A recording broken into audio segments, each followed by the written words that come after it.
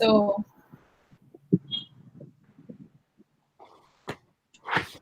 Joseph sir, തുടങ്ങിക്കോട്ടെ.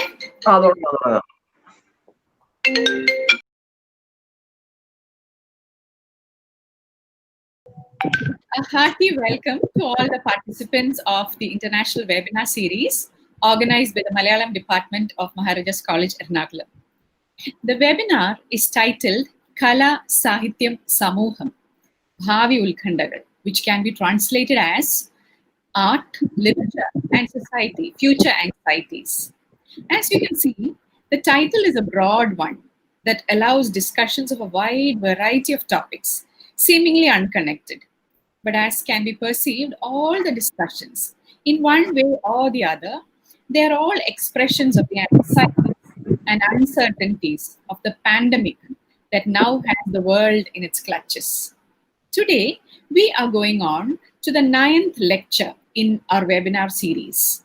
Our previous sessions were engaged by illustrious personalities, scholars, and artists like Sri M.A. Baby, Professor T.T. Srikumar, Sri P.M. Nishad, Srimati Donna Mayura, Sri Bose Krishnamachari, Professor C. Lakshmanan, Sri Jayan K.C. and V.V. Sami.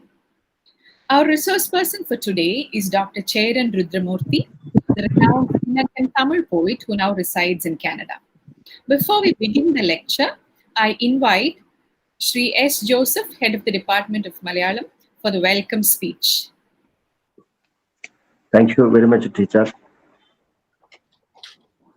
I may start in English and change to Malayalam. Respected Principal Jayamol KV, even though she is not present here. Respected poet Sri Cheran Rudhramoorthy, sir, dear teachers and dear research fellows and dear students. Today we are very lucky to have a guest like a bilingual poet, Cheran sir. I remember the day we had participated in the poetry reading session of Cheran sir in Kerala Sakti Academy.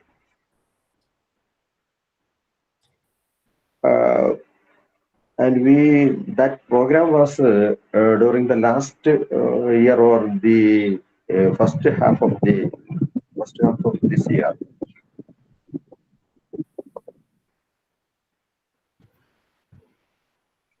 And I remember one thing also, that Cheran Rudhramoorthy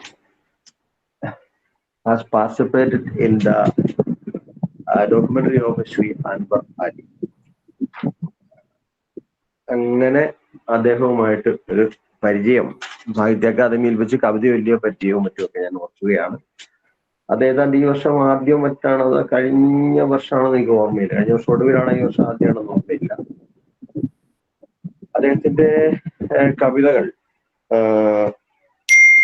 ഒരേ സമയം അത് പ്രാദേശികമാണ്, same time it is provincial, as well as it is international. അത് തമിഴ് ഭാഷയുടെ ഒരു പ്രത്യേകത അതിന്റെ സൂക്ഷ്മതയും അതിന്റെ മ്യൂസിക്കൽ സ്വഭാവമാണ്. ഫോർ എക്സാമ്പിൾ, ഉദാഹരണത്തിന് എടുത്തു കഴിഞ്ഞാൽ ഈ മലയാളത്തിൽ വന്ന പുസ്തകം തന്നെ തമിഴ് വായിക്കുമ്പോൾ കാറ്റിൽ എഴുതുതൽ എന്നായി. കാറ്റിൽ എന്നുള്ള വാക്ക് ഉച്ചരിക്കുന്നതിന് പ്രത്യേക ഭംഗിയുണ്ട്. കാരണം മ്യൂസിക്കൽ സ്വഭാവം കൂടുതലുള്ള ഒരു ലാംഗ്വേജ് ആണ് തമിഴ് ലാംഗ്വേജ്. തമിഴ് ഭാഷയിലെ കവിത എന്ന് പറയുന്നത് സോ സ്ട്രോങ്. എനിക്കറിയാവുന്ന ഒരുപാട് കവികൾ, മനുഷ്യപുത്രൻ, മീരാകണ്ഠസ്വാമി, അതുപോലെ കവികൾ നമുക്ക് പരിചയമുള്ളവരാണ്, സുഹൃത്തുക്കളാണ്. അപ്പോൾ അങ്ങനെയുള്ള കവികളുടെ ഇടയിൽ ഏറ്റവും കൂടുതൽ ശ്രദ്ധിക്കപ്പെടുന്ന മുതിർന്ന ഒരു കവിയാണ് ചേരൻ സാറ്.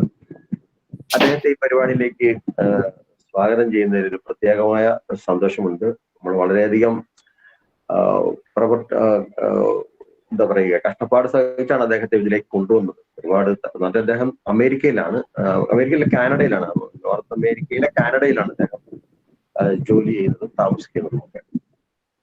അദ്ദേഹത്തിന് നമ്മൾ Sir, we invite you this function with great happiness. അതുപോലെ തന്നെ നമ്മുടെ എല്ലാ കാര്യങ്ങൾക്കും നമുക്ക് അവരുടെ അഭാവത്തിൽ സ്വാഗതം ചെയ്തുകൊള്ളുന്നു. അതുപോലെ ഈ പരിപാടിയിൽ പങ്കെടുക്കുന്ന നമ്മുടെ വിദ്യാർത്ഥികളുണ്ട്, മറ്റ് കോളേജുകളിലെ അധ്യാപകരുണ്ട്, അതുപോലെ കവിതയിൽ പ്രത്യേകം ശ്രദ്ധിക്കുന്നവരുണ്ട്. അപ്പൊ ഞാൻ അവരെ എല്ലാം സ്വാഗതം ചെയ്യുന്നു. അതുപോലെ ഈ പരിപാടിയുടെ കോർഡിനേറ്റർ ആയിട്ടുള്ള സുമി ജോയ് ഓലിയപ്പുറം, ഈ പരിപാടി ഇന്ന് കണ്ടക്ട് ചെയ്യുന്ന എന്താ പറയുക, അതിന്റെ സ്പെഷ്യൽ കോർഡിനേറ്റർ ആയിട്ടുള്ള ലക്ഷ്മി ടീച്ചർ ഇപ്പോ തൃപ്പൂണിത്തുറ കോളേജിലാണെങ്കിൽ പോലും മഹാരാജാസിലെ ഇംഗ്ലീഷ് ഡിപ്പാർട്ട്മെന്റിലെ ടീച്ചറായിരുന്നു. അവര് വിളിച്ചപ്പോൾ തന്നെ ഇതിൽ വരാമെന്ന് പറഞ്ഞു. അതിലൊക്കെ വളരെ സന്തോഷമുണ്ട്. ടീച്ചർ അത് വേണ്ടവണ്ണം ടീച്ചറിനെ പോലുള്ളവർക്ക് അത് പ്രത്യേകിച്ച് ഇംഗ്ലീഷ് മേഖലയിലുള്ളൊരു സംഗതി കൈകാര്യം ചെയ്യാൻ കൂടുതൽ പറ്റുകയുള്ളൂ എന്നുള്ള വിചാരത്തിലാണ് ടീച്ചറെ വിളിച്ചത്. സന്തോഷപൂർവ്വം ടീച്ചറെ സ്വീകരിക്കുകയും ചെയ്തു. അവർക്കും സ്വാഗതം. അതുപോലെ സുമി ജോയ്ക്കും സ്വാഗതം. അതുപോലെ കോ കോർഡിനേറ്ററായി പ്രവർത്തിക്കുന്ന ജൂലിയ ഡേവിഡിനും, അതുപോലെ നെറ്ററിവ് എന്ന് പറയുന്ന ഒരു യൂട്യൂബിലേക്ക് ഈ പരിപാടി എത്തിക്കുന്ന സുഹൃത്തുക്കൾക്കും മറ്റധ്യാപകർക്കും എല്ലാം സ്വാഗതം പറഞ്ഞുകൊണ്ട് മലയാളം ഡിപ്പാർട്ട്മെന്റിലെ അധ്യാപകർക്കും എല്ലാം സ്വാഗതം പറഞ്ഞുകൊണ്ട് എന്റെ വാക്കുകൾ അവസാനിപ്പിക്കുന്നു. നമസ്കാരം. Thank you, Joseph, sir. Now, before we go on to the next thing, let me I have a special request to the participants. One is that you should kindly mute your microphones during the session. And the other is that the questions to the resource person can be put in the comment box, and we will deal with the questions after the lecture. So you can put your questions there. And after some time, the live streaming of the webinar will begin on YouTube, so you can post questions there too. Okay, so let's now, according to the original program chart, the next one was supposed to be the presidential address by Dr. Cheran, our principal, but as she's extremely busy with the admission work, she has informed us that she will not be able to come, and she has also expressed her regret in not being able to attend the program, and she has also conveyed all her best wishes for the successful conduct of this webinar. So now let us move on to the 9th session in the series. And dear participants, I deem it a very great privilege to introduce to you Dr. Cheran Rudhramoorthy, one of the best known and widely influential of contemporary Tamil poets. Dr. Rudhramoorthy is currently a resident of Canada and works as Associate Professor, Department of Sociology, Anthropology and Criminology at the University of Windsor. He was born and brought up in Jaffna, Sri Lanka, and very early in life, he was initiated into the world of literature and reading by his father. I remember him saying in an interview that his father used to take him to the Jaffna Public Library every week when he was a student and leave him there for a long time so that he can have his own way with the books there. He has graduated from Jaffna University with a degree in biological sciences, and later on, he took his PhD degree in sociology from the York University in Canada. And while he was in Jaffna, he joined the staff of the Saturday Review and English Weekly. And though he is an acclaimed poet and a political journalist, he refused to attach himself to any Tamil militant organizations operating in Sri Lanka then.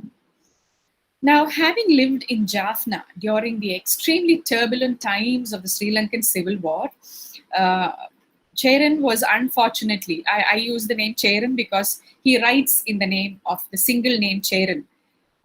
And so Cheran was unfortunate, he was the unfortunate witness to the transformation of a happy land into a devastated territory.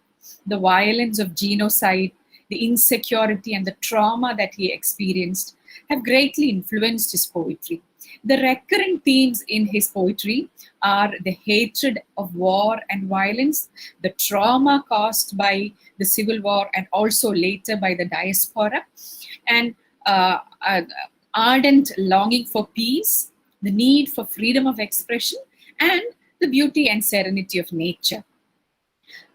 Cheran writes his poetry in Tamil, as I said, using a single name, Cheran. His poems have been translated into various languages like English, Swedish, Dutch, Arabic, Sinhala, Bangla, Kannada, Telugu, and recently in Malayalam too. Being a polyglot himself, he has a working knowledge of a number of languages, including Malayalam, and he says that he has a lot of friends in Kerala, including our HOD, Professor Joseph, and he reads all the Tamil translations of Malayalam works. So he has a very current knowledge of Malayalam literature, and he has also expressed the desire to speak in Malayalam during the session today. So, yes, sir, you're welcome to do that. And Cheran has written over 15 books. His collections of poems include immensely popular ones like Irandam Surya Udayam, Ni Ippoluthu Irangum Aaru, Meendum Kadalukku, Kanal Vari, Kaadaatru, Erindu Kondirukkum Neram, and Kaatril Ezhudal. He has also co-edited the landmark anthology of Tamil political poetry titled Marnathul Vazhvom. Dr. Rudhramoorthy was the recipient of the International Poetry Award from ONV Kurupa Foundation in Dubai in 2017. He performs his poetry in various international writers' festivals. He has gone to many places, United Kingdom, UK, Singapore, US, and the list goes on. And his plays in English language have been produced and performed in Toronto, Canada, New York, Chicago, etc. Now, let me not take any more time. Now let's listen to the words of the poet himself as he talks on the topic poetic imagination in the time of the pandemic. Mahamari Kalate Kavya Bhavanagal. So welcome you, sir. The stage is all yours.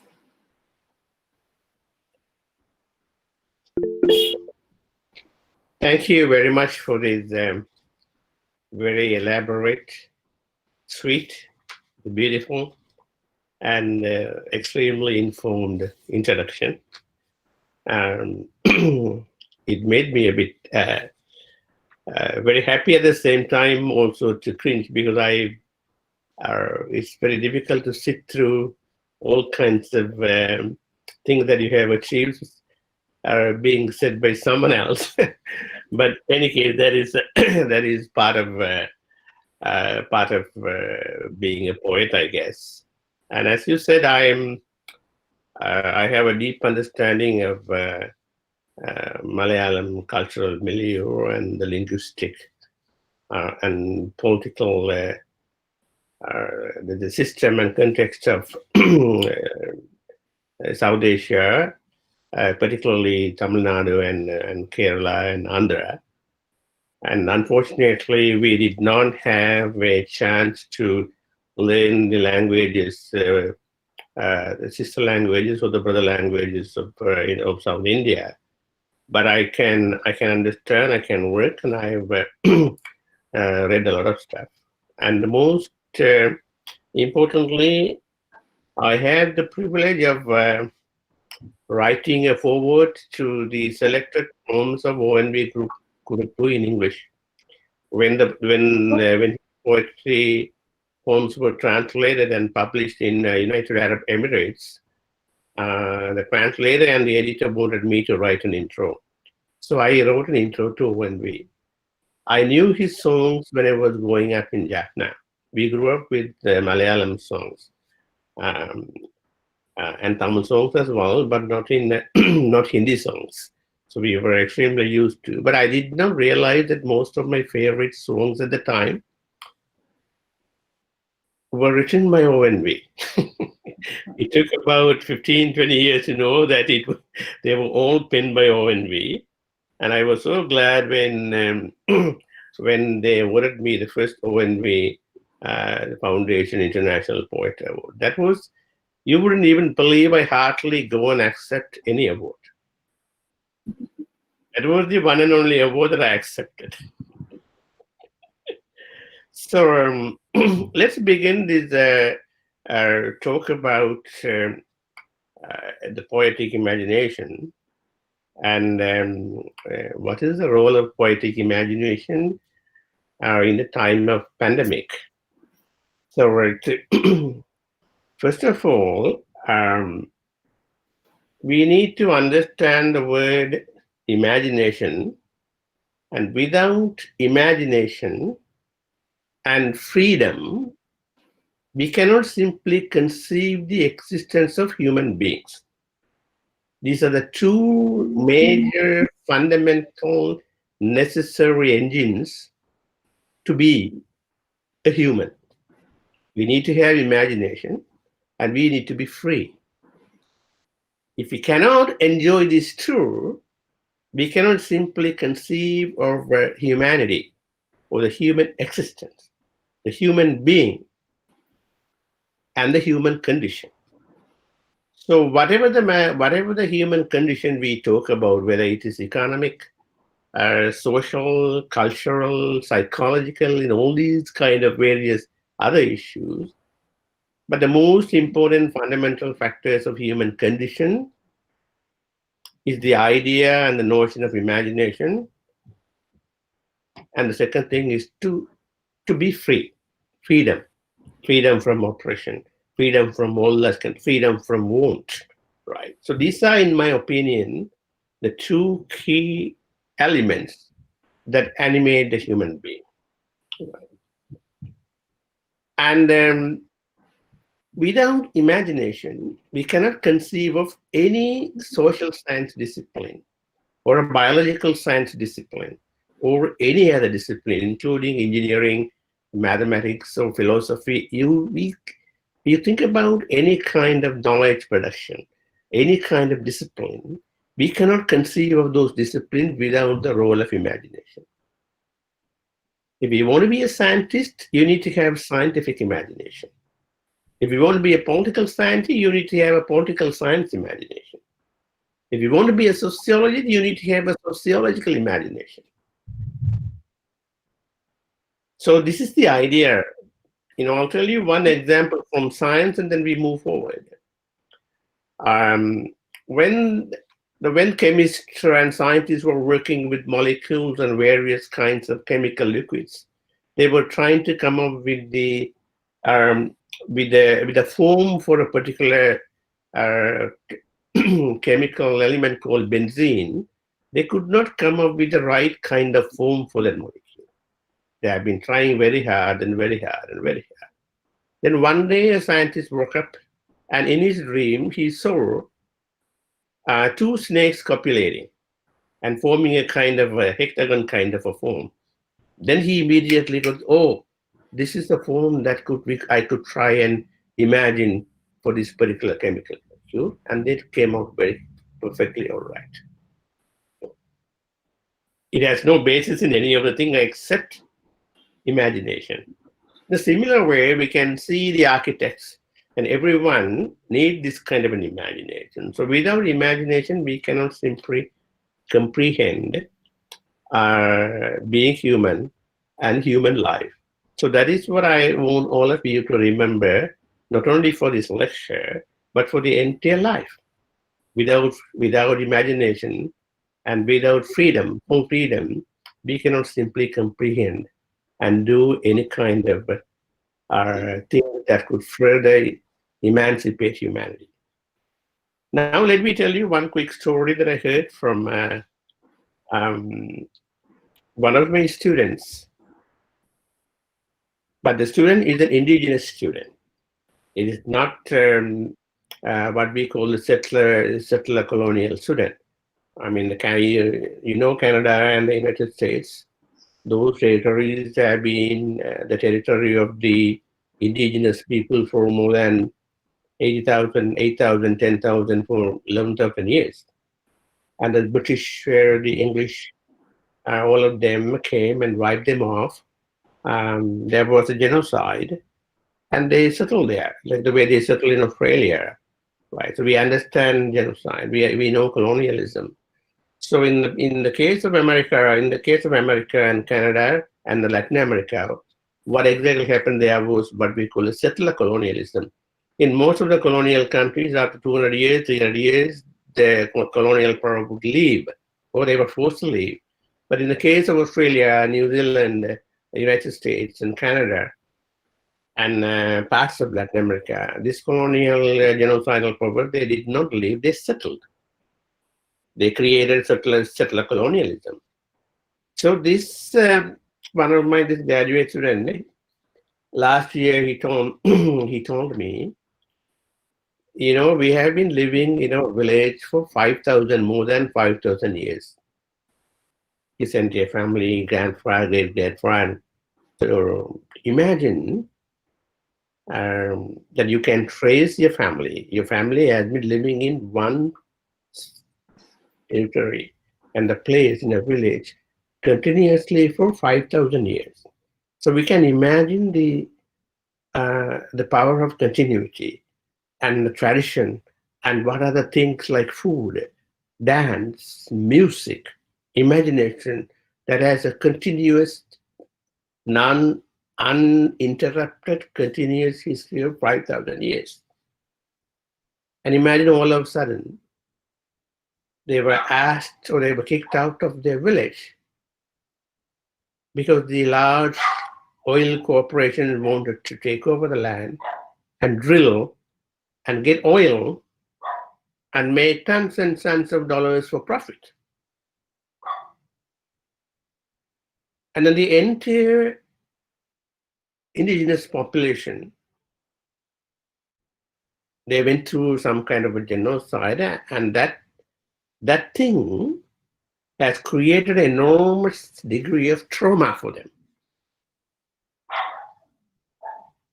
Asked to move, forced to move out of your village that you have been living for more than 5,000 years, right? In Tamil classical poetry, especially in Sangam poetry, there is a saying called, I'll say it in Tamil, then I will translate it into English. Maybe it's easier to translate straight to Malayalam, but that you can do. So it says that Padi Elu Ariya Palangudi. The Palangudi means is the oldest, the group of people with oldest history. Padi Elu means they have never experienced leaving their home, leaving their village, because they have never become in the diaspora. They never left their villages. So that is how the settlement and the long and continuous settlement has been portrayed in the classical poetry. I mean, you would never leave your home. Why would you leave your home when everything is there, when you're happy? And imagine that not only you, but the entire group of people were forced to leave their country. In the case of us, there were about 1.1 million Tamils from northern eastern part of Sri Lanka and some from the other part of Sri Lanka. We were forced to leave the country because of genocide, right? And then we have gone through a deep trauma. The trauma we have not recovered from it. And we will not be able to recover it for a very long time, because this trauma, it is generational. It goes from one generation to other generation to other generation. That is why we look at the African American population in the US, Black people, how they have been still suffering from the effects of slavery. So the point I'm trying to make it, this particular kind of a trauma that has been experienced by various groups of oppressed people all over the world, now in a sense has come to every single human being in the world because of Corona, because of the pandemic, right? There are certain aspects of the trauma, of confinement, of lockdown, unable to do things, right? Which we have taken for granted. We cannot do it. There may be several degrees of trauma, right? It's some kind of trauma extremely severe that you cannot overcome. And there are other kinds of trauma that you can overcome. And there are mild trauma. There are recoverable trauma. But we never thought about trauma. We never spoke about trauma in various other areas because we have never experienced it. Now, all of a sudden, since June, everyone is talking about all kinds of frustration. The trauma, I cannot do, I cannot sleep, I cannot wake up. And then if you read some of the writing that came out of lockdown or the pandemic, it will be extremely useful and interesting. There is a new volume that came out in India. The call is Singing in the Dark. The poetry written during the pandemic, during the lockdown. The volume was edited by Malayalam poet, the famous Malayalam poet Satchidanandan, K. Satchidanandan, and another US-based Indian poet Nishi Chawla. There are a couple of other collections, work of literature that came out of the pandemic and the lockdown, and you could clearly see how the idea and the notion and the experience of trauma that has underpinned some of the very powerful writing that came out. I have also contributed a few poems to the volume. So that is my first point. I'm going to make 10 points so that it's easy for all of you to grasp it. So that is my first point, that we need to think about imagination and we need to think about trauma in the context of a pandemic.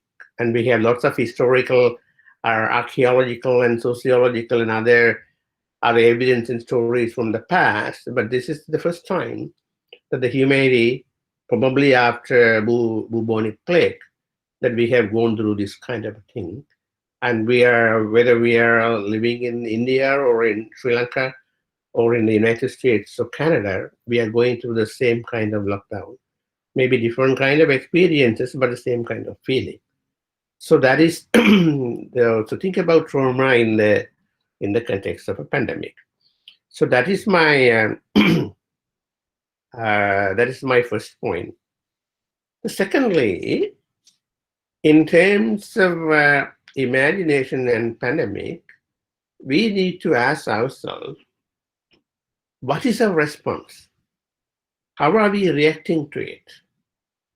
And is our responses and reaction, is it going to help us go through it, or is it going to prevent us from dealing with it?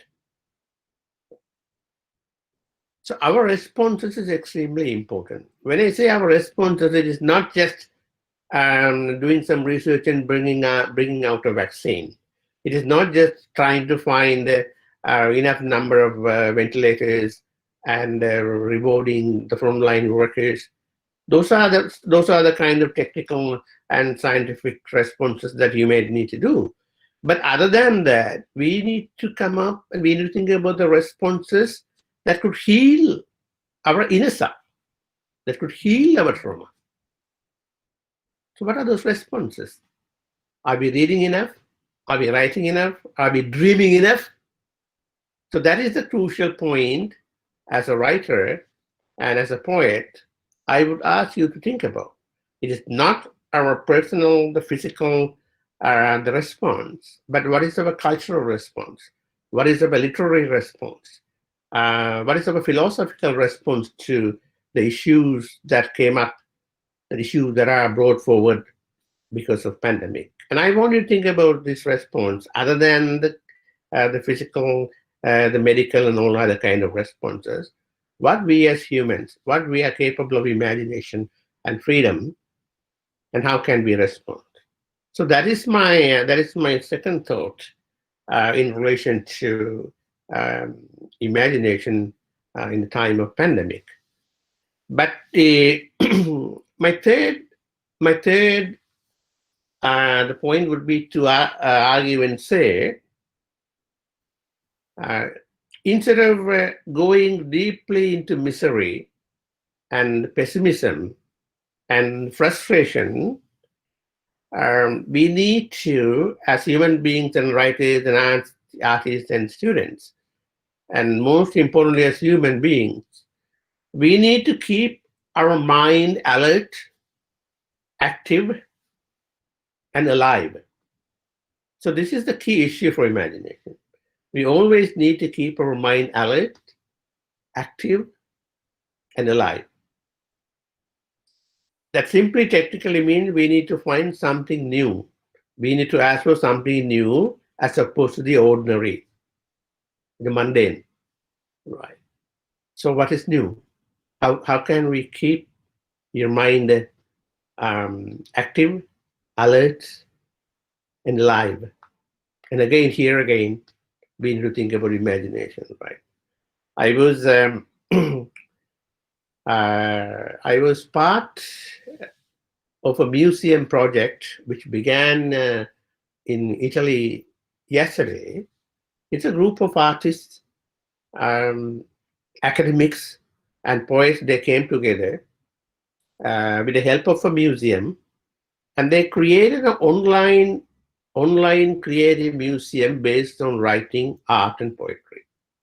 So it is not physically there in Italy or in any part of the world, but it's a kind of online museum with poetry, art, interactive museum.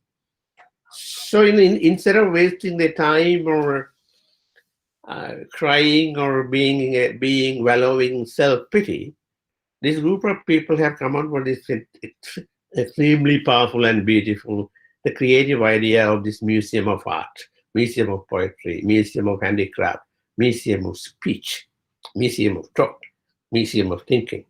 See, this is how imagination works. Right? In their 3 or 4 months, they're home doing all this kind of thing, interacting with all this kind of transnationally and in the cyberspace. What a powerful idea. That is what I call how imagination can help us, can lift us up, can emancipate us during the time of the pandemic. And the fourth point I would like to emphasize is this is valid not only for imagination during the time of pandemic, it's also valid for any kind of other social situations and in the context of social movement and political movement. The human beings earlier had a tendency to expect everything to change immediately. If we want something, we would like to have it right away. We don't have the patience to think about are there alternative ways available. If we do not like the government, we want to change it right now. You can't wait for 5 years, 6 years to vote on a leg because you get so frustrated, right? So this is a kind of radical change, either through rebellion or a revolution. That has been the history of humankind. If we want to change, we need to do it right away, and we need a radical change. That means we would end up using violence, and it's an overhaul, complete overhaul. But literature doesn't work that way. The literature, poetry, and poetic imagination, it doesn't work that way.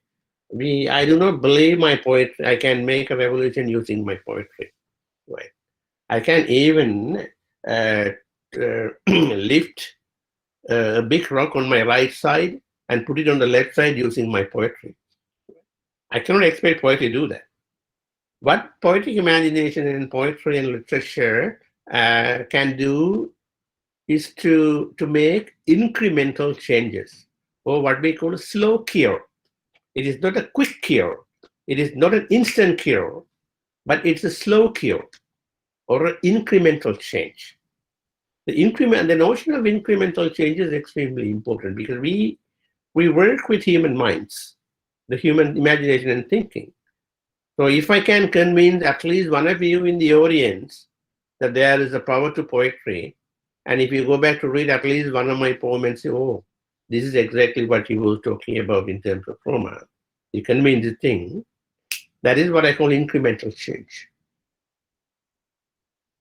Or in a very concrete example, 10 years ago, when I started teaching at the university, I was teaching a course on globalization and social change. So I was talking about introducing this notion of incremental change, and nobody believed in it. But then I said, look, we are talking about coffee, right? The coffee is a big stuff in North America. One medium-sized cup of coffee, a good coffee from a corporation like Starbucks or large other coffee chain, it will cost about $2.75. Whereas the coffee farmer in Ethiopia, he gets only 3 cents. It is completely, totally unfair trade. Only in their intermediaries and the corporation, they make all the money. They buy all this kind of a thing and sell it every cup. They make enormous amounts of money, billions and billions of dollars. So if we cannot fight with the corporations, big transnational corporations, because they are supported by the government, and actually they run the government. Corporations don't underline the government. You know what's going on in India. I don't have to go into detail. But the university students in Seattle and our university and a couple of other Canadian universities decided we are not going to buy coffee here from the outlets that do not do fair trade. Fair trade means that you pay the coffee farmer a decent amount or reasonable amount, so that that's fair instead of exploiting him. Then little by little, all these small corporations sort of started selling fair trade coffee. So in the same big stores, you will have fair trade coffee and the regular coffee. And hundreds and hundreds of students started buying fair trade coffee. Right. So the fair trade coffee has become so powerful university movement. Then even the major corporations like McDonald's and Starbucks and all the others, they were forced to go into fair trade business. And how it was successful in other kind of thing, it's a different story. I do not want to go into detail. But the point I'm trying to make is this is what we call incremental change. You don't have to make a revolution. You don't have to go and bomb the headquarters of McDonald's or Second Cup or a coffee. But the simple act of small act that initiated a chain reaction, what we call incremental change, right? The same thing happens with all kinds of ecological movement. So the incremental change is extremely important in the concept of how the poetic imagination can work. So we can think about what are the incremental changes that we can engage in the time of pandemic. Right? That is what I've been saying about the museum, about all kind of things happening online. The way that I never dreamt of that I would be able to talk to you in this kind of a setup in the past. It's impossible. It's a different kind of it's a kind of a post-humanism, though. I'll come back to that in a minute. So that was the other, and I want you to think about this idea of incremental change, right? That each and every individual or writer can affect. And that is where the poetry operates. That is the level where the poetry operates, at the level of incremental change, right? It's called cultivate. You cultivate, right? In Tamil, we call it panbadu. Panbadu means you panbaduthu one by one. Cultivate, right? Cultivate one thing. And one of the other ways, powerful ways of practical incremental change, it comes through literature, the storytelling, dramatic art, using storytelling, dramatic art, and painting as a kind of healing process for trauma. Right? There are hundreds and hundreds of young kids and teenagers they have been locked down for about 3 months, including my own kids. They are 13. It's extremely difficult to deal with them because they will end up either spending 24 hours on their smartphones or computer games or Xbox or Sexbox or whatever, right? It's very hard to tell them. So we have to give them an incremental new ways of doing time, spending time, as opposed to this one. So we have to use our imagination. What can we do? okay, so we'll give you this kind of things and come up with an idea. And then we will create a bubble. So your friends, 2 or 3 of friends, you can select. They can all get together. Not a lot of people, right? And come out, create, and we will have some forum. We will have an internet or a Google Meet or a Zoom kind of thing, and you can perform it. You can, and then you can invite through your social media all kinds of people. So it took about 3 or 4 weeks to do that. So this is what I'm talking about, how we can creatively use this the power of poetic imagination, all the other imagination at the time of lockdown, at the time of pandemic, in the time of curfews, right? In a way, this is for me it was also a bit strange personally, because growing up in Jaffna during the war, most of the time we were under curfew. We can't do anything. It is not just a curfew, but there was also economic blockade. The government blocked sending all kinds of food and stuff, including petrol, to the places where we lived in the north and east. So we had no petrol. So people had to invent using kerosene and use your innovative mind to create certain kind of things. So you can use kerosene to drive cars. And no electricity. So you need to use bicycle dynamo. There's a dynamo. Those in the old bicycles, it was fitted on the back mud guard of the bicycle. That is what powers the light, the front light of the bicycle, headlight of the bicycle. So we use that kind of dynamo to listen to radio, to create an electricity and listen to radios and news and that kind of a thing. So those are the kind of curfew we were used, because nothing was there. It's extremely terror-filled. You can go out anytime, you can be bombed or shot. So it's a long experience of that kind of thing. Then all of a sudden, it's a different kind of lockdown. It is not threat by military or threat from the state or threat from anything, but it's our own creation. The virus is our own creation because of ecological disasters, right? So in a sense, it's a completely different sense of lockdown, right? I don't know. I'm sure some of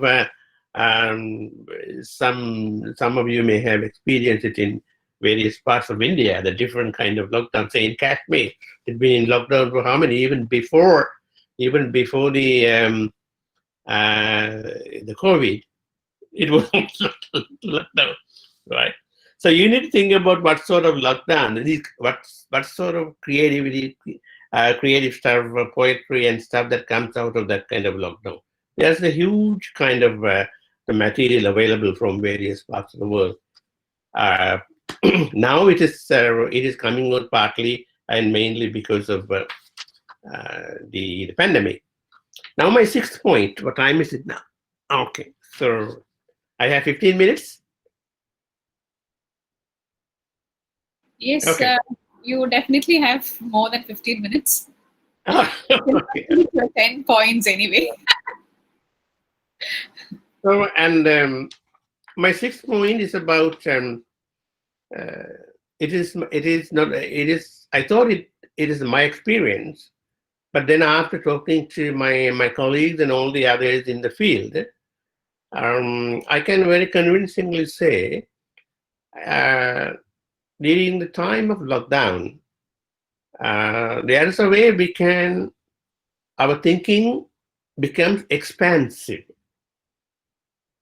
Expansive means it is not just a smaller thinking, but we have lots of time to think about the larger concepts, right? Expansive kind of thinking, what is possible and what is not possible.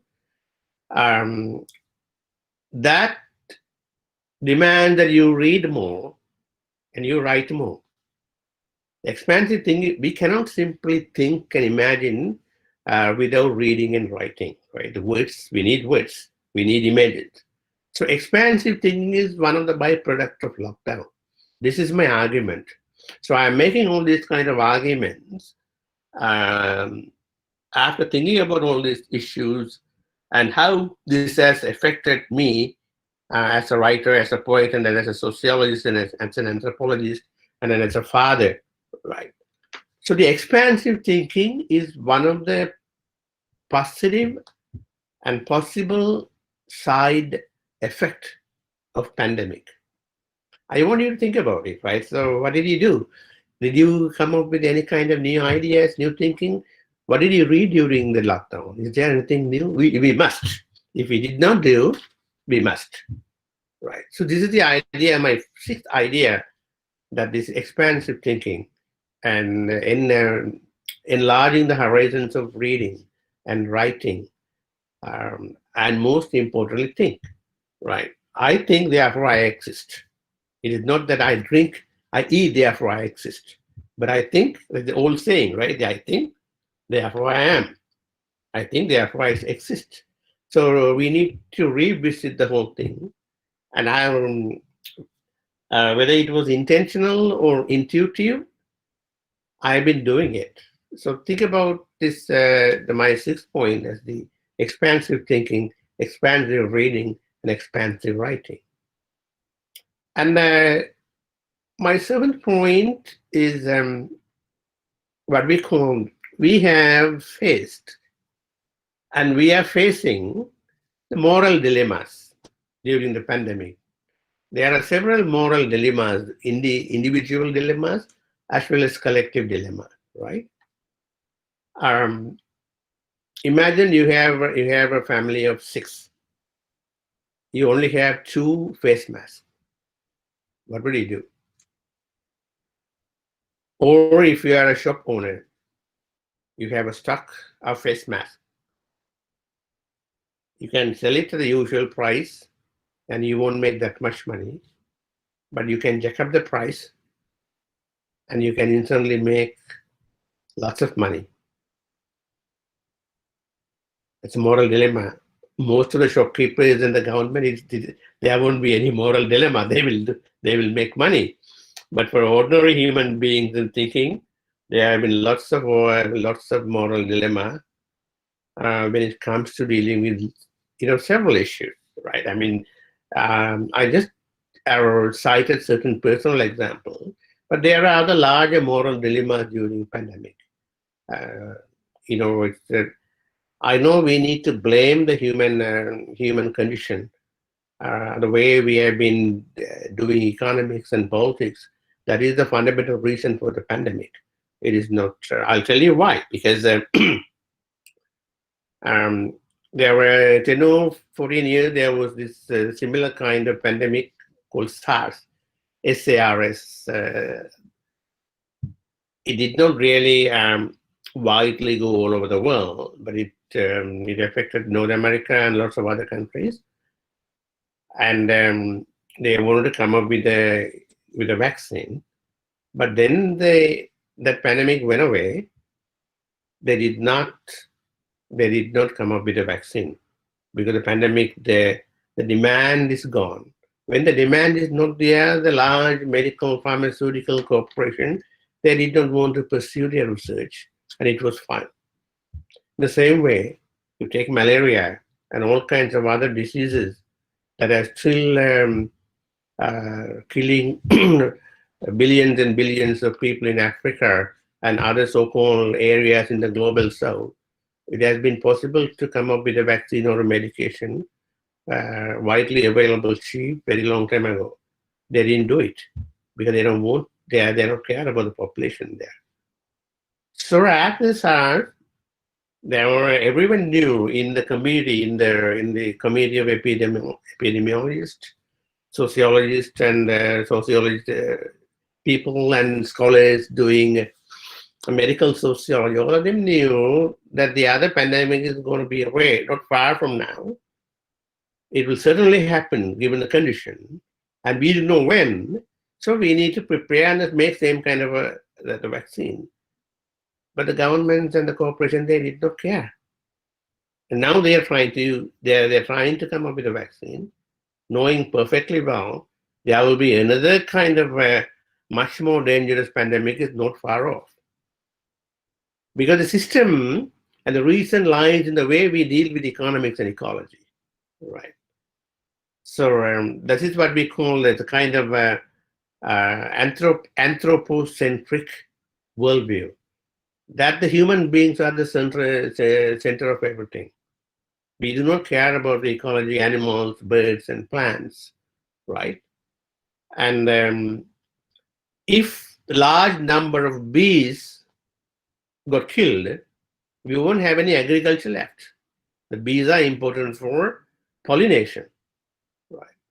Large number of insects and bees in North America have vanished because of our activities and things. In a similar way, the whole idea of being placing humans at the center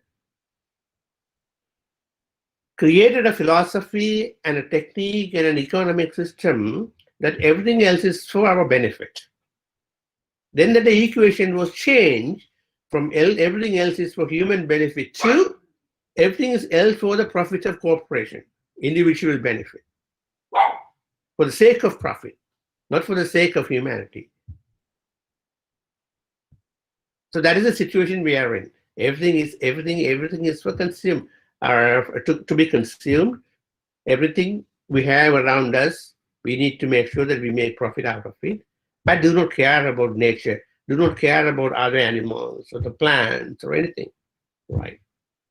That is the fundamental issue that led us to this kind of a thing. But the previous imagination that we had, that nature, right? We need to live in harmony with the nature. It is not. We are not just the center of the universe, as the great Tamil poet Valluvar says. I think you can translate "Pirapokkum ella uyirkkum." That means every single organism in the world, they were born the same. They're born the same way. They're all equal. Pirapokkum ella uyirkkum. So that is the perspective that the old civilizations have been maintaining, that we need to treat the environment, the animals and plants in such a way that they are part of our entire collective ecosystem. So that it should have been a great moral dilemma for us, but it was not a dilemma, because just cut everything, cut and burn, slash and burn and make profit, right? So think about that one. That was my 7th point. And my 8th point is I want us to think about or imagine not just about economics, but about ecological economics.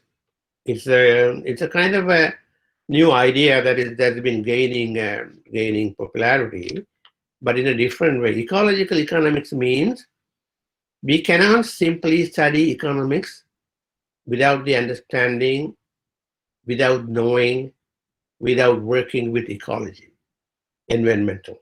So environmental studies, the environmental awareness, the environmental necessity need to be organically coupled with economic studies.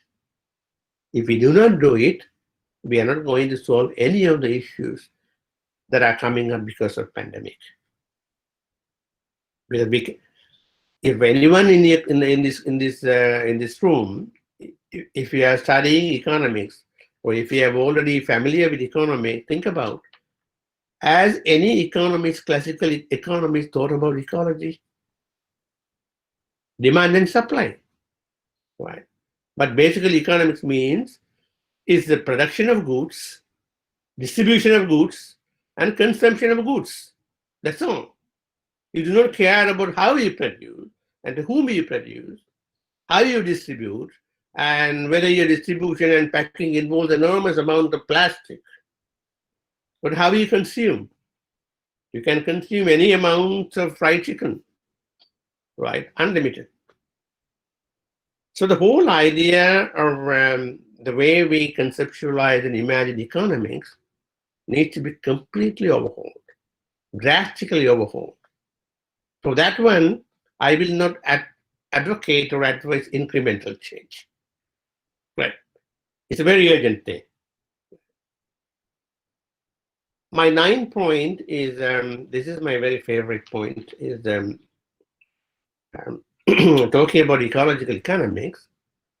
I am arguing for the past 10 years that we need to bring in literary imagination, poetic imaginations, and creative imagination into science courses.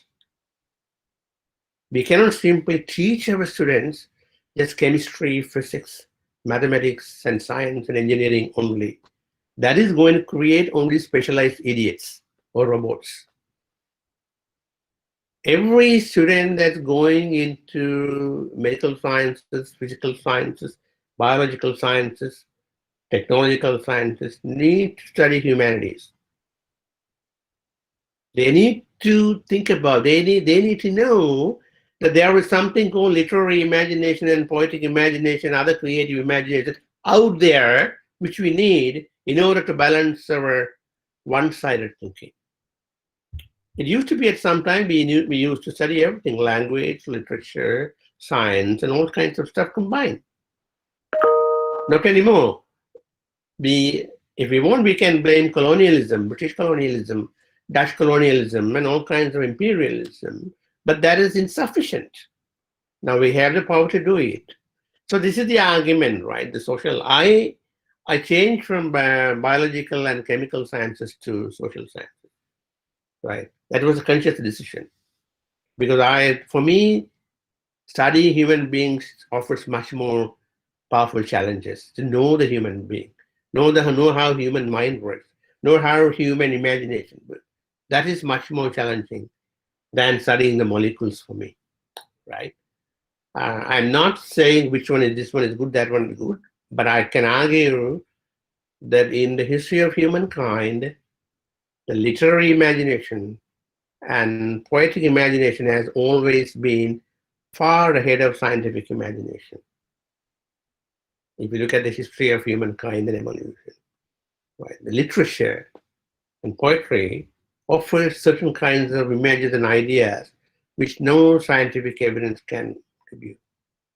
For example, science cannot simply capture the feeling of someone, the pain of someone who has gone through genocide.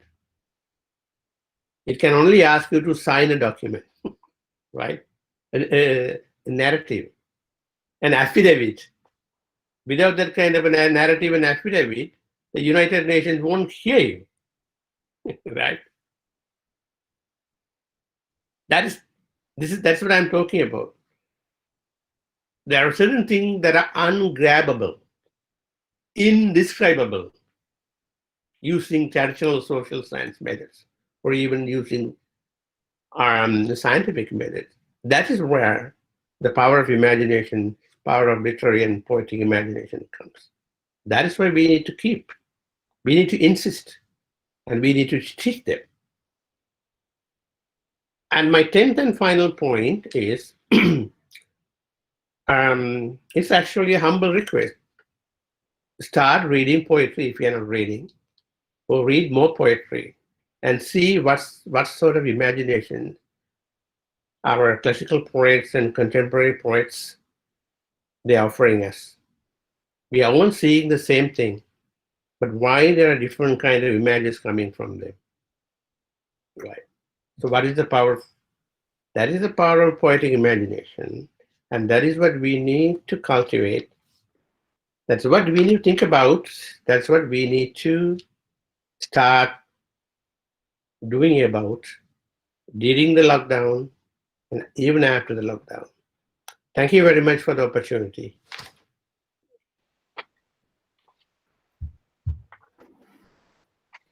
May I have some coffee now? Yes, yes. So thank you so much for the talk.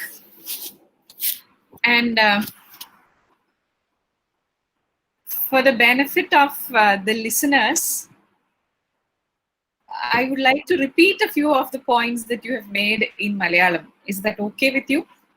Perfectly all right. I'm learning Malayalam, so that will be very helpful. Next time I can pepper myself with Malayalam and impress. So not all the 10 points maybe, but I guess mainly the ones which I could relate to very well. So sir, you can understand Malayalam too, isn't it? 85%. Okay, okay. If you speak in all Malayalam, I may understand 100%. Okay, go ahead. Thanks. Because Sumi has informed me that you would like to recite some poems, and our students are prepared with the Yeah, translation. we will end up, we can end the session with reading in Tamil and Malayalam. Is Sumi around? Is it away? Yes, so I didn't. Okay. So now you can do the Malayalam. Quick summing up of the idea. We will move on to poetry. So ഇന്നത്തെ ഈ ഒരു lecture എനിക്ക് തോന്നുന്നത് വളരെ ഒരു relevant ആയിട്ട്, അതായത് doctor രുദ്രമൂർത്തി ഇപ്പൊ നമ്മളോട് പറഞ്ഞിരിക്കുന്ന കാര്യങ്ങൾ മിക്കവാറും എല്ലാവർക്കും മനസ്സിലായിട്ടുണ്ടാവും എന്ന് തന്നെയാണ് ഞാൻ വിചാരിക്കുന്നത്. എന്നാലും അതിലെ ചില പോയിന്റ്സ് ഞാനൊന്ന് ഹൈലൈറ്റ് ചെയ്യാണ്. സാറ് ഈ പറഞ്ഞത് പലതരം ട്രോമ ഉണ്ട്. There are many kinds of trauma that people experience. Like for example, the kind of trauma diaspora, ഇപ്പൊ ഈ പറഞ്ഞ മൈഗ്രേഷൻ, ഫോഴ്സ്ഡ് മൈഗ്രേഷൻ കൊണ്ടുണ്ടാവുന്ന ട്രോമ, പിന്നെ ഇപ്പൊ നമ്മൾ അനുഭവിക്കുന്ന ഈ ലോക്ക്ഡൌൺ മൂലമുള്ള ഒരു ട്രോമ, അങ്ങനെ പലതരം ട്രോമ ഉണ്ടെന്നും അത് വളരെ പോസിറ്റീവായിട്ട് കാണാനായിട്ട് സർ അതിന് 10 പോയിന്റുകളായിട്ട് he has mentioned. And so he says that ഇതെങ്ങനെ നമ്മൾ പോസിറ്റീവായിട്ടാണ്, how to heal this trauma, ഈ ഒരു ട്രോമയുടെ വിഷമത്തിൽ നിന്ന്, ഈ സങ്കടത്തിൽ നിന്ന് നമ്മൾ എങ്ങനെ പുറത്ത് കടക്കും എന്നുള്ളതായിരുന്നു അദ്ദേഹത്തിന്റെ ഒരു ഫോക്കസ്. ആൻഡ് അതിന് ഒരു കവി എന്ന നിലയ്ക്ക്, being A poet who rights a lot, even currently എല്ലാ ഇഷ്യൂസും അദ്ദേഹത്തിന്റെ പോയംസ് വായിച്ചാൽ നമുക്കറിയാം ഏറ്റവും കറന്റ് ആയിട്ടുള്ള ഇഷ്യൂസ് ഒക്കെ അവിടെ വരുന്നുണ്ട്. അപ്പോൾ ആ ഒരു എക്സ്പീരിയൻസ് ഉള്ള ഒരു കവി എന്നുള്ള നിലയ്ക്ക് അദ്ദേഹം പറഞ്ഞ ഒരു കാര്യം എന്ന് പറയുമ്പോൾ, നമ്മൾ എങ്ങനെയാണ് ഈ ഇമാജിനേഷൻ, നമ്മുടെ ഭാവന, അദ്ദേഹത്തിന്റെ ടോപ്പിക് അതായിരുന്നല്ലോ ഇന്നത്തത്, ഭാവന എങ്ങനെ നമുക്ക് ഈ വിഷമഘട്ടത്തിൽ നമ്മളെ ഈ ഇതിൽ നിന്ന് കരകയറാൻ എങ്ങനെ സഹായിക്കും എന്നുള്ളത് നമ്മൾ ചിന്തിക്കണം എന്നുള്ളതാണ് ഒരു കാര്യം. ആൻഡ് അതിന് ഒരു പരിഹാരമായിട്ട് അദ്ദേഹം പറയുന്നത്, നമ്മുടെ മനസ്സിനെ എപ്പോഴും അലേർട്ടായിട്ട് വെക്കുക, ആക്റ്റീവായിട്ടും ലൈവായിട്ടും വെക്കുക. ചുറ്റും നടക്കുന്ന കാര്യങ്ങളിൽ എന്തെങ്കിലും ഇൻട്രസ്റ്റിംഗ് ആയിട്ടുള്ള കാര്യങ്ങൾ കണ്ടെത്താനുള്ള ഒരു ശ്രമം നമ്മൾ നടത്തണം എന്നുള്ളതാണ്. ആൻഡ് ഹി സേസ് ദാറ്റ് ഇപ്പൊ കവിതകളും മറ്റു പല ഇമാജിനേഷൻ ഒരു ഇൻക്രിമെന്റൽ ചേഞ്ച് കൊണ്ടുവരുമ്പോൾ സാർ പറയുന്നുണ്ട്. സാർ ഒരു ഹൈലൈറ്റ് ചെയ്തൊരു പോയിന്റ് അതാണ് ഇൻക്രിമെന്റൽ ചേഞ്ച് എന്നുള്ള അദ്ദേഹം ഉദ്ദേശിക്കുന്നത്. ഒരു കവിത വായിച്ചുകൊണ്ട് അദ്ദേഹം തന്നെ പറഞ്ഞ എക്സാമ്പിൾ ഞാൻ റിപ്പീറ്റ് ചെയ്യാണ്. എന്റെ ഒരു കവിത കൊണ്ട് എനിക്ക് ഇവിടെ ഇരിക്കുന്ന ഒരു പാറ ഒരു കല്ല് എടുത്തിപ്പുറത്തേക്ക് വെക്കാൻ പറ്റില്ല എന്ന് അദ്ദേഹം പറയുന്നുണ്ട്. എന്ന് വെച്ചാൽ ഇമീഡിയറ്റ് ആയിട്ടുള്ള ചേഞ്ചുകളല്ല നമ്മൾ പ്രതീക്ഷിക്കേണ്ടത്, ഇമാജിനേഷനിലൂടെ പെതുക്കെ ചേഞ്ചസ് വരുത്തണം എന്നുള്ളതാണ്. സ്ലോലി, സാവകാശം ഒരു പോസിറ്റീവ് ചേഞ്ചിലേക്ക് നമുക്ക് പോകാം എന്നുള്ളത്. ആൻഡ് അപ്പോ ഈ ലോക്ക്ഡൌണിന്റെ സമയത്തും ഇപ്പൊ നമുക്ക് എല്ലാവർക്കും അറിയാം, സാർ മെൻഷൻ ചെയ്തു കുട്ടികളുടെ കാര്യം, കുട്ടികളെല്ലാം വീട്ടിൽ ഇങ്ങനെ അടച്ചിരിക്കുകയാണ്, നമുക്ക് എല്ലാവർക്കും അറിയാവുന്ന ഒരു കാര്യമാണത്. അപ്പൊ ആ സമയത്ത് അതിനെ ഇപ്പൊ നമ്മൾ എങ്ങനെ അതിജീവിക്കും? കുട്ടികളെല്ലാവരും ക്യാമറയിലേക്ക് നോക്കിയിരിക്കുകയാണ്, ഫോണിലേക്ക് നോക്കിയിരിക്കുകയാണ്, വേറെ ഒന്നും ചെയ്യാനില്ല. സോ അതൊക്കെ ക്രിയേറ്റീവ് ആയിട്ടുള്ള മാർഗങ്ങൾ കണ്ടെത്തി നമ്മൾ അതിനെ പരിഹരിക്കണം എന്നുള്ളതാണ് സാർ പറയുന്ന ഒരു സജഷൻ. പിന്നെ വേറെ ഒരു കാര്യം അദ്ദേഹം പറഞ്ഞത് എക്സ്പാൻസീവ് തിങ്കിങ്ങിനെ പറ്റിയിട്ടാണ്. നമ്മുടെ ചിന്തയുടെ ലോകം കുറച്ചും കൂടെ വികസിപ്പിക്കുക, ആ ചിന്തയുടെ ഹൊറൈസൺസ്, അതിന്റെ ടു എക്സ്പാൻഡ് യുവർ തിങ്കിങ്, കൂടുതൽ വായിക്കുക, കൂടുതൽ എഴുതുക, കൺസ്ട്രക്റ്റീവ് ആയിട്ടുള്ള ചിന്തകള്, ചർച്ചകള്, അതിലൂടെ നമ്മുടെ ഈ നഷ്ടപ്പെട്ടു പോകുന്ന കുറെ കാലത്തെ ഈ ഒരു ജീവിതാനുഭവങ്ങളും ബന്ധങ്ങളും ഒക്കെ കുറച്ചുകൂടി ദൃഢപ്പെടുത്തുക എന്നുള്ളത്. പിന്നെ ഫേസിങ് മോറൽ ഡിലമാസ്, ഒരുപാട് ഡിലമാസ് അദ്ദേഹം പറഞ്ഞു. വളരെ സിമ്പിൾ ആയിട്ടുള്ള ഉദാഹരണങ്ങളൊക്കെയാണ്. അതായത് ഇപ്പൊ 2 മാസ്കേ ഉള്ളെങ്കിൽ വീട്ടിൽ 6 പേരുണ്ടെങ്കിൽ ഇതെങ്ങനെ നമ്മൾ ആരൊക്കെ ഇത് ഉപയോഗിക്കും, ആർക്ക് കൊടുക്കും എന്ന് ഒരു ഡിലമ, അതൊരു കുഞ്ഞു ഡിലമ. അതുപോലെ വ്യാപാരികൾ ഫേസ് ചെയ്യുന്ന ഫേസ് മാസ്ക് ഇപ്പൊ ഡിമാൻഡിലുള്ള സംഭവമാണ്, അപ്പൊ ഇതിനെ വില കൂട്ടി വിറ്റാൽ നല്ലതാണ്, അങ്ങനെ ചെയ്യാൻ പാടുണ്ടോ, പാടില്ലേ, ഇങ്ങനെ ഒരുപാട് ഡിലമ നമ്മൾ ഫേസ് ചെയ്യുന്ന കാലമാണ്. സോ അതിനെയൊക്കെ നമുക്ക് ഓവർകം ചെയ്യണം, ശരി ആയിട്ടുള്ള കാര്യങ്ങൾ തന്നെ ചെയ്യണം എന്നുള്ളത്. ആൻഡ് പിന്നെ ഇപ്പം നമ്മൾ വളരെ ഹ്യൂമൻ സെൻട്രിക് ആണെന്നും, മനുഷ്യനാണ് ഈ ഏറ്റവും വലിയ ഒരു പ്രാധാന്യം അർഹിക്കുന്ന ഒരു ജീവി എന്ന് വിചാരിച്ച് നമ്മൾ മറ്റതിനെയൊക്കെ സൈഡ് ലൈൻ ചെയ്യുന്ന കാര്യം. ഇപ്പൊ ഹ്യൂമൻ സെൻട്രിസവും പോയിട്ട് അദ്ദേഹം പറഞ്ഞത് നമ്മൾ കുറച്ചുകൂടെ കോർപ്പറേറ്റ് സെൻട്രിക് ആയിട്ടുണ്ട് എന്നുള്ളതാണ്. അപ്പൊ അത് നമുക്ക് എങ്ങനെ മാറ്റാം എന്നുള്ളതും. പിന്നെ അത് തിരുക്കുറൽ, തിരുവള്ളുവരുടെ തിരുക്കുറൽ അദ്ദേഹം ഒരു ലൈൻ പറഞ്ഞിട്ടുണ്ട്, പിറപ്പൊക്കും എല്ലാം ഉയർക്കും എന്ന് വെച്ചാൽ എല്ലാവരും ഒരുപോലെയാണ്, എല്ലാ ജീവികൾക്കും തുല്യ പ്രാധാന്യമാണ് ഈ ലോകത്ത് എന്നുള്ളത്. ആൻഡ് പിന്നെ അദ്ദേഹം പറഞ്ഞത് ഇക്കോളജിക്കൽ ഇക്കണോമിക്സ്, അതായത് ഇക്കണോമിക്സ് നമ്മൾ ഇനിയും കുറച്ച് ഇക്കോളജിയും കൂടെ ചേർക്കണം എന്നുള്ളതാണ്. അതായത് പ്രകൃതിയെ നശിപ്പിച്ചുകൊണ്ടുള്ള ഒരു ഡെവലപ്മെന്റ് നമുക്ക് വേണ്ട എന്ന് നമ്മൾ ചിന്തിക്കേണ്ട സമയം കഴിഞ്ഞു എന്നുള്ളത്. പിന്നെ എന്തായിരുന്നു, അതുപോലെ അദ്ദേഹം പറഞ്ഞ മറ്റൊരു വളരെ റെലവെന്റ് ആയിട്ടുള്ള ഒരു കാര്യം, ക്രിയേറ്റ് എല്ലാ ഡിസിപ്ലിൻസിലേക്കും ലിറ്റററി ആൻഡ് ക്രിയേറ്റീവ് ഇമാജിനേഷനും കൂടെ നമ്മൾ ബ്ലെൻഡ് ചെയ്യണം. അതായത് ഒരു സയന്റിസ്റ്റ് സയൻസ് മാത്രമല്ല പഠിക്കേണ്ടത്, അയാൾ ഒരു സയന്റിസ്റ്റ് കവിതകൾ വായിക്കണം, കഥകൾ വായിക്കണം. എന്നാലാണ് അയാൾക്ക് കുറച്ചും കൂടെ ഒരു ഹ്യൂമാനിറ്റേറിയൻ ലെവലിൽ ചിന്തിക്കാൻ പറ്റുക. ഇതേ ആശയം സർ പറഞ്ഞപ്പോൾ I was thinking doctor S Rajagopalachari has mention the same thing. He has written an essay, I remember teaching that essay. Sir പറഞ്ഞ same topic about how humanities and science should be blended. So ആ ഒരു point ആണ് പറഞ്ഞത്.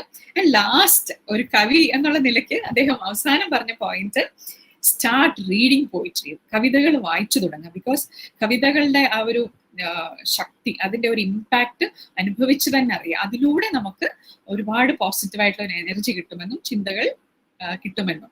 അപ്പം അത്രയും കാര്യങ്ങളാണ് sir പറഞ്ഞതിന്റെ ഒരു ജിസ്റ്റ്. അപ്പോ ഇനി അടുത്തത്, ഇവിടെ സാറ് ചില കവിതകൾ അദ്ദേഹം തമിഴില് അത് ചൊല്ലുകയും നമ്മുടെ കുട്ടികളിൽ കുറച്ചുപേര് ആ കവിതകളുടെ മലയാളം ട്രാൻസ്ലേഷൻ ഒക്കെ ആയിട്ട് റെഡി ആയിട്ടിരിക്കുകയാണ്. അപ്പൊ ആ ട്രാൻസ്ലേഷൻസ് അവരും വായിക്കുന്നതായിരിക്കും. അപ്പൊ നമുക്ക് അതിലേക്ക് കടക്കാം. ചോദ്യങ്ങൾ അതിന് ശേഷം മതിയോ? സുമി കേൾക്കുന്നുണ്ടോ? മതി.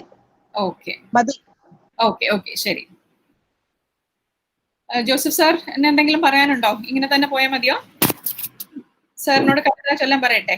അതെ ആയിക്കോട്ടെ sir. So can you, I have given a gist. I hope you understood what I said, and I hope you agree that I have translated it right. Okay. So shall we go on to the recitation of your poems, sir? Yeah, sure. Which one are you? The first one? Which would you? The first one I'm going to read is the title of the poem is Uli. Uli, which is I think translated as Velipad in Malayalam. Yes. Okay, so Anna Maria Joseph is, Mola, if you're here, please be ready for the translation. Okay. So yes, sir, please. So first I will read it in Tamil, and then yes. We will have the Malayalam Malayalam translation, right? Yes.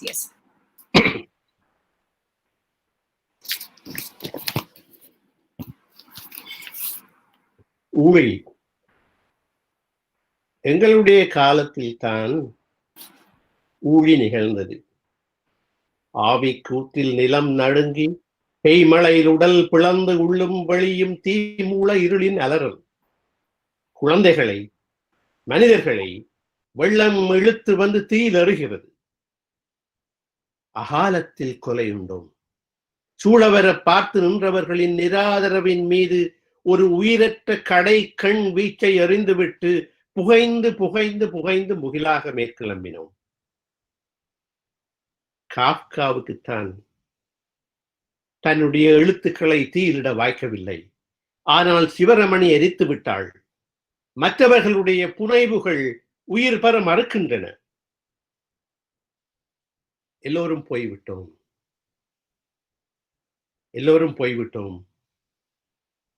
கதை சொல்ல யாரும் இல்லை. எல்லோரும் போய்விட்டோம். கதை சொல்ல யாரும் இல்லை. இப்பொழுது இருக்கிறது ஒரு காயம்பட்ட பெரும் நிலம். ஒரு காயம்பட்ட பெரும் நிலம் இப்பொழுது இருக்கிறது. அதற்கு மேலால் பறந்து செல்ல எந்த பறவையாலும் முடியவில்லை. நாங்கள் திரும்பி வரும் வரை.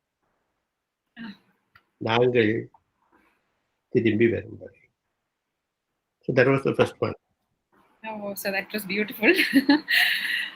So shall I invite Anne Maria Joseph to read the translation. And Anne Maria, are you here? Hello, miss. Okay. Anna Maria Joseph അല്ലേ? മോള് ക്യാമറ ഓൺ ചെയ്യാൻ പറ്റുമോ? അങ്ങനെയാണെങ്കിൽ നമുക്കൊന്ന് കാണാമായിരുന്നു പറയുന്ന ആളിനെ. റേഞ്ച് കട്ടാവും. ഓക്കെ ഓക്കെ, എന്നാ ശരി, മോള് വായിച്ചു. Please read. വെളിപാട്.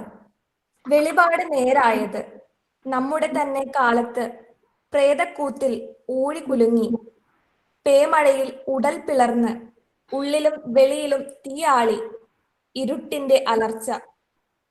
കുഞ്ഞുങ്ങളെയും വലിയവരെയും വലിച്ചിഴച്ച് തീയിലെറിയുന്നു. അസമയത്ത് ഞങ്ങൾ കൊല ചെയ്യപ്പെട്ടു. കാഴ്ചക്കാരുടെ നിസ്സഹായതയ്ക്ക് നേർക്ക് ഉയരറ്റ നോട്ടമെറിഞ്ഞ് പുകഞ്ഞു പുകഞ്ഞ് മുകിൽ പോലെ ഞങ്ങൾ ഉയരാൻ തുടങ്ങി. അസമയത്ത് ഞങ്ങൾ കൊല ചെയ്യപ്പെട്ടു.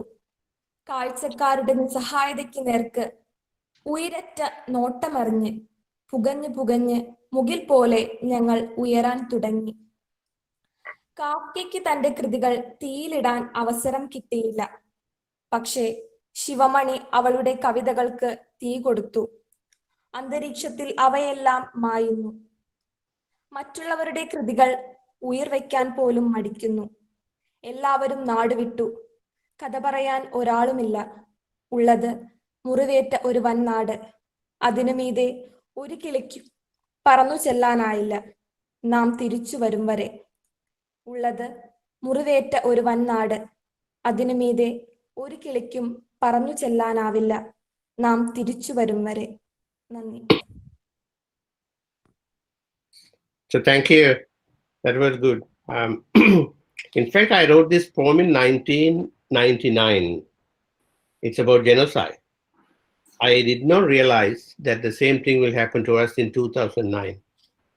This is what, I was talking about the poetic imagination, right? So 10 years, exactly 10 years before the genocide. So I had this feeling that it might happen this way, it might end this way, and that happened. And in the poem, there is a reference to a friend of mine, Sivaramani. She is a poet. She was one of the early feminist poets in Sri Lanka in the 1980s when the liberation movement and the war started. But there were a lot of challenges in her life. So she committed suicide. But before committing suicide, she burned all her poetry. So we managed to collect only about 10-15. They were published. So that is a reference to Shivaramani. And the other reference is for Franz Kafka, the famous writer. You know, right? That one. So my next poem is titled Kavi. Okay. So Sujita will be reading the translation. Sujita, please keep yourself ready. Okay, sir, please. It's about a poet. It's about poet. കവിയൻ ഒരു കൊടും തുയൽ, அவன் தோல்விகளின் குருதி பாடல்.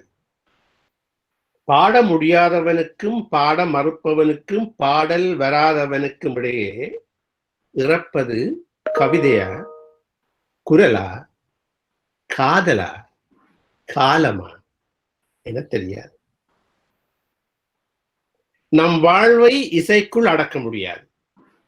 அற்புதமான என்னுடைய கவிதை பிறந்த மறுகணமே சுடலைக்கு போகிறது. அது பிறந்த மறுகணமே சுடலைக்கு போகிறது. 100 ஆண்டுகள் கழித்து அது புகழ் பெருகி மீண்டும் திரும்பி வருகையில் கவிஞன் இல்லை. கவிஞன் இல்லை. நிறைவேற்றது கவிதை எப்போது. So yes, Sujita, can you read the translation? Okay, miss. Okay. Mole camera on ചെയ്യാൻ പറ്റുന്ന അവസ്ഥയിലാണോ? Okay. Okay. Yes, I can see you. Okay. കവിത കവിത അൻവർ അലി ആണ് മൊഴിമാറ്റം ചെയ്തിരിക്കുന്നത് മലയാളത്തിലേക്ക്. കവിതയുടെ കവി ഒരു കൊടും വിഷാദം, തോൽവികളുടെ കുരുതിപ്പാട്ട്, കൂട്ടാക്കാത്തവനും പാടാൻ അറിയാത്തവനും ഇടയിൽ മരിക്കുന്നത് കവിതയോ കുരലോ കാതലോ കാലമോ എന്നറിയില്ല. സീലിൽ അടക്കാനാവില്ല ജീവിതത്തെ, മനോഹരമായ എന്റെ കവിത പിറന്ന പടി തന്നെ ചുടലയ്ക്ക് പോകുന്നു. മനോഹരമായ എന്റെ കവിത പിറന്ന പടി തന്നെ ചുടലയ്ക്ക് പോകുന്നു. 100 ആണ്ടുകൾ കഴിഞ്ഞ് പുകൾ പെരുകി അത് പുനരവതരിച്ചാൽ കവിയില്ല. കവിത കഴിയുന്നില്ല ഒരിക്കലും. കവിത കഴിയുന്നില്ല ഒരിക്കലും. Thank you sir. Nani, thank you. Okay. So my next poem is Kelvi.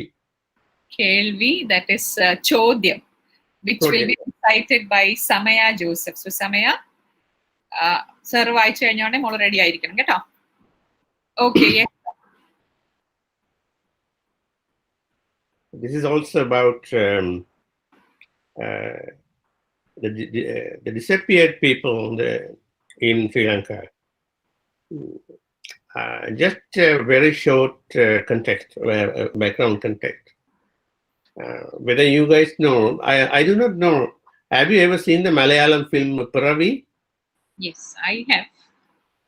Piravi, right? Yes.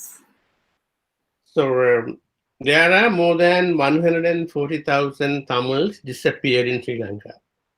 We do not know where they are.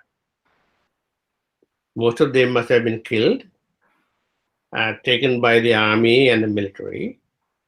And according to United Nations Human Rights Commission, Sri Lanka is the #1 country in terms of recorded disappearances, not Iraq, not in any country, in any other country in the world. It is Sri Lanka. And most of the people disappeared are my people. We have no idea. Right. So this was about those kind of disappearances. And it has a lot of personal touch in it because my family members disappeared, my relatives disappeared, my close friends disappeared, and I miraculously escaped. So there were at least about 6 or 7 attempts on my life, but I survived. Right. So that's why I used to say I survived army, and I survived tsunami too. I was on the beach when tsunami struck. So this is a poem about disappearances and also the poem about survival. கேள்வி. நிலவு கிழிந்து தூங்குகிறது வேலியில் நல்யாமம் உதிர்ந்து கொண்டிருக்கும் இலைகளின் மீது நடந்து தெரிகின்றனர் உயிர் திருகும் எமதூதர். அடிவளவின் கிணற்றுக்குள் காலம் காலமாய் புதையுண்டு கிடந்த பூதங்களும் இப்போது சிரித்துக் கொண்டு மேலே கிளம்புகின்றன. துயிலில் தொலையாது துயரில் கரையும் இன்றைய இரவில் என்னுடைய இதயத்தை பிடுங்கி மேசை மீது வைத்து விடுகிறேன். குருதி சொட்ட சொட்ட பெருகும் அதன் ஒலி குமுறலில் கொஞ்ச நேரம் நடுங்குகிறது மேசை. வெளி உலகின் காற்று வாங்கி குளிர்ந்து போய்விடுகிறது இதயம். அப்போது விட்ட இடத்திலிருந்து என்னுடைய கவிதையை தொடங்குகிறேன். இன்றையை போல என்றைக்கும் ஒரு கவிதைக்காக நான் உழன்றது கிடையாது. வெளியில் நெடுநாளாய் அலைந்தது இந்த கவிதை. அதனுடைய ஆரம்பமே ஒரு கேள்விதான். கொல்லப்பட்ட நண்பர்களை பற்றி, காணாமல் போன நண்பர்களை பற்றி ஒரு பெரிய கேள்வி அது. கேள்வியில் புறப்படுத்த அந்த கவிதை திடீரென என்னை விட்டு பிரிந்து வெளியே செல்கிறது. நெய்யப்படாத வார்த்தைகளுடனும் அறிவால் நெறிப்படுத்தப்படாத மிகை உணர்ச்சியும் சேர்ந்து பிரவாகிக்கும் இந்த கவிதை என்னை விட்டு பிரிந்து செல்கிறது. பௌர்ணமி நிலவிலும் ஒளி தோயாமல் இருளில் கிடக்கிற அந்த மாடி வீட்டை சுற்றி சுற்றி வருகிறது. இறுக பூட்டப்பட்டிருக்கும் அதனுடைய பழங்கால கதவின் மீது மூர்க்கமாக மோதுகிறது. இறுகிய ஜன்னல்களுக்கு அருகே சென்று உன்னிப்பாக கேட்கிறது. வெளிச்சுவரில் தெரித்திருக்கும் குருதி சுவட்டருகில் நின்று உருகுகிறது. வீட்டின் வெளிப்புறம் ஓங்கிய மரங்களில் இன்னும் ஒட்டிக்கொண்டிருக்கும் அவ்வள குரல்களில் தேடுகிறது. இரவுகளில் கடற்கரையில் காலடி சுவடுகளை பின்தொடர்ந்து செல்கிறது. தாளம் புதர்களுக்குள் ஒளிந்திருந்து அது குருதியில் நனைகிறது. அலைகளுக்கு மேல் அலைகிறது. அவை புரட்டிவிடும் உடல்களை திருப்பி திருப்பி திருப்பி தேடுகிறது. கண்கள் இல்லா உடல்களுக்கு கண்களையும், முகம் சிதைந்த உடல்களுக்கு முகங்களையும் தேடி தேடி சினக்கிறது. தெருவில் வீசப்பட்டுள்ள ஒற்றை செருப்பின் மீது, வீட்டுப்படிகளில் வீசி எறியப்பட்ட மூக்கு கண்ணாடி மீது, தெருமுனையில் புரட்டி விடப்பட்ட மோட்டார் சைக்கிளின் மீது அது தயங்கி தயங்கி நிற்கிறது. தகப்பன் தொலைந்த பிறகு பிறந்த குழந்தைகளின் பளிங்கு போன்ற புலிகளில் எதிரொலிப்பது என்ன என்று தெரியாமல் குழம்புகிறது. தாய்மாரின் கண்ணீர் துளிகளை ஏந்திக் கொண்டு செல்லும் போது அது குப்புற விழுகிறது. உக்குமரங்களின் கீழ், புதைகுழிகளின் மேல், முகாம்களின் கோடிப்புறங்களில், மேசை மீது இப்போதும் அப்போது போலவே கிடக்கும் மூடப்படாத பேனை அருகில், முற்றுப்பெறாத கடித வரிகளில், சுவரில் தூங்கும் படங்களில், அறையில் சிந்தியிருக்கும் ஆடைகளில், பூவாத பூவரசுகளில், ஈரப்பனையில், ஓரக்கூந்தலின் ஒற்றை மலரில் நின்று பம்பரம் போல சுழல்கிறது இந்த கவிதை. காற்றிலும் வெளியிலும், மூடப்பட்ட எல்லா இரும்பு கதவுகளிலும், புகை கசியும் எல்லா துப்பாக்கிகளிலும் அரைந்து கேட்கிறது, எங்கள் குழந்தைகளுக்கு என்ன நடந்தது? எங்கள் குழந்தைகளுக்கு என்ன நடந்தது? என்ன நடந்தது?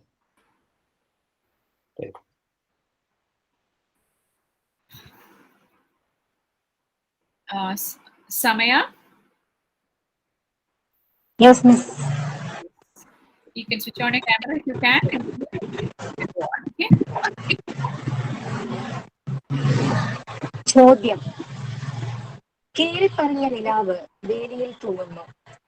അർദ്ധരാത്രി കൊഴിഞ്ഞുകൊണ്ടിരിക്കുന്ന ഇലകളിന്മേൽ നടന്നകലുന്നു ഉയിർ ഊരിയെടുക്കും യമദൂതൻ.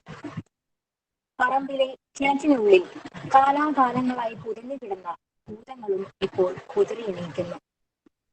ഉറക്കത്തിൽ നഷ്ടപ്പെടാതെ ദുഃഖത്തിൽ അലിയുന്ന ഈ രാവിൽ ഹൃദയം പറിച്ചെടുത്ത് മേശപ്പുറത്ത് വെക്കുകയില്ല. ഇറ്റിറ്റ് വീഴുന്ന അതിന്റെ മുഴക്കത്തിൽ തെല്ലുനേരം മേശ വിറകൊള്ളുന്നു. പുറം ലോകത്തിലെ കാറ്റേറ്റ് കുളിർന്നു പോകുന്നു ഹൃദയം. അപ്പോൾ നിർത്തിയിടത്തു നിന്നും ഞാൻ എന്റെ കവിത തുടങ്ങുന്നു. ഇന്നത്തെ പോലെ ഒരിക്കലും ഒരു കവിതയ്ക്ക് ഞാൻ ഉഴന്നിട്ടില്ല. വെളിയിൽ ഏറെ നാളായി അലയുകയായിരുന്നു ഈ കവിത. അതിന്റെ ആരംഭം തന്നെ ഒരു ചോദ്യമായിരുന്നു. കൊല്ലപ്പെട്ട സ്നേഹിതരെ പറ്റി, കാണാതായ സ്നേഹിതരെ പറ്റി ഒരു വലിയ ചോദ്യം. ചോദ്യത്തിൽ നിന്നും പിറവി കൊണ്ട ഈ കവിത പെട്ടെന്ന് എന്നെ വേർതിരിക്കും. നെയ്യപ്പെടാത്ത വാക്കുകളും അറിവാൽ പാകപ്പെടാത്ത വികാരങ്ങളുമായി പായുന്ന ഈ കവിത വേർപിരിഞ്ഞു പോകുന്നു. പൗർണമി രാവിലും വെട്ടമില്ലാതെ കിടക്കുന്ന ആ മാളിക വീടിനെ ചുറ്റി വണിയുന്നു. അതിന്റെ അടച്ചുപൂട്ടിയ പുരാതന വാതിലിൽ മുട്ടുന്നു. അടഞ്ഞ ജനലടിയിൽ ശ്രദ്ധിച്ചു കേൾക്കുന്നു. പുറം ചുവരുകളിൽ തെറിച്ചു വീണ ചോരപ്പാടുകളുടെ അരികിൽ നിന്ന് വിതുമ്പുന്നു. വീട്ടുപറമ്പിൽ ഉയർന്നു നിൽക്കുന്ന മരങ്ങളിൽ ഇപ്പോഴും ഒട്ടിക്കിടക്കുന്ന വിലാപങ്ങളിൽ എന്തോ തിരയുന്നു. രാത്രികളിൽ കടൽ തീരങ്ങളിൽ കാൽപ്പാടുകൾ പിന്തുടർന്നു ചെല്ലുന്നു. കൈതപ്പടർപ്പുകളിൽ ഒളിച്ചിരുന്ന രക്തത്തിൽ കുതിരുന്നു. തിരകൾക്ക് മീതെ തിരയുന്നു. തിരകൾ മറിച്ചിട്ട ശവങ്ങളിൽ എങ്കിലും പിന്നെയും തിരയുന്നു. കണ്ണുകളില്ലാത്ത ഉടലുകളിൽ കണ്ണുകളും, മുഖങ്ങളില്ലാത്ത ഉടലുകളിൽ മുഖങ്ങളും തിരഞ്ഞ് ക്ഷേപിക്കുന്നു. തെരുവിൽ വലിച്ചെറിഞ്ഞ ഒറ്റച്ചെരുപ്പിന്മേലെ, വീട്ടുപടികളിൽ വലിച്ചെറിയപ്പെട്ട കണ്ണട മേലെ, തെരുവോരത്ത് മറിച്ചിട്ട മോട്ടോർ സൈക്കിൾ മേലെ പരുങ്ങി പരുങ്ങി നിൽക്കുന്നു. അച്ഛനമ്മമാരെ കാണാതായ ശേഷം പിറന്ന കുഞ്ഞുങ്ങളുടെ പളുങ്കുമിഴികളിൽ പ്രതിഫലിക്കുന്നത് എന്താണെന്ന് അറിയാൻ കഴിയാതെ കുഴയുന്നു. അമ്മമാരുടെ കണ്ണീർ തുള്ളികൾ ഏറ്റി ചെല്ലുമ്പോൾ തലകുത്തി വീഴുന്നു. തൂക്കുമരത്തിന് താഴെ, കുഴിമാടങ്ങൾക്ക് മീതെ, അഭയാർത്ഥി താവളങ്ങളിലെ മേശയ്ക്ക് മീതെ അന്നത്തെ പോലെ ഇന്നും അടച്ചു വെക്കാത്ത പേനക്കരികിൽ അവസാനിക്കാത്ത കത്തിന്റെ വരികളിൽ, ചുവരിൽ തൂങ്ങുന്ന ചിത്രത്തിൽ, മുറിയിൽ ചിതറിക്കിടക്കുന്ന ഉടുപ്പുകളിൽ, പൂക്കാത്ത പൂമ്പഴശികളിൽ, ഈരൻ പനയിൽ, മുടിക്കെട്ടിൽ ചൂടിയ ഒറ്റപ്പൂവിൽ പമ്പരം പോലെ നിന്ന് കറങ്ങുന്നു. കാറ്റത്തും വെളിയിലും അടച്ചിട്ട ഇരുമ്പ് വാതിലുകളിലും പുകപാറുന്ന തോക്കുകളിലും മുട്ടി ചോദിക്കുന്നു, ഞങ്ങളുടെ കുഞ്ഞുങ്ങൾക്ക് എന്താണ് സംഭവിച്ചത്? ഞങ്ങളുടെ കുഞ്ഞുങ്ങൾക്ക് എന്താണ് സംഭവിച്ചത്? Thank you. Thank you. Thank you, Samaya. That was beautiful. Okay, yes, sir. Are you going on to the next one? That's going to be the last one for today. Yes. The title, the കവിஞനെ നിனைவு கொள்வது எப்படி? Okay. அல்லது കവിയെ ഓർക്കേണ്ടത് എങ്ങനെ? Okay, yes. You have it right. Aishwarya, yes, Aishwarya. And actually, in the list there is one more, Niram. Color, which means color. That is also, I mean, Sumi had given it to me earlier. So why don't we? Okay. Niram is also there. You know, I think we can have Niram and we can. Okay. So if it is Niram, Basil, if you are here, ഇതാണ് കേട്ടോ മോന്റെ കവിത. So sir പറഞ്ഞു കഴിയുമ്പോൾ be ready for that. Okay, yes, sir. Niram. Niram, okay. Yes.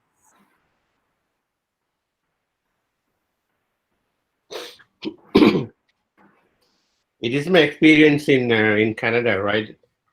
I am sure all of you know about the caste issues, untouchability, right?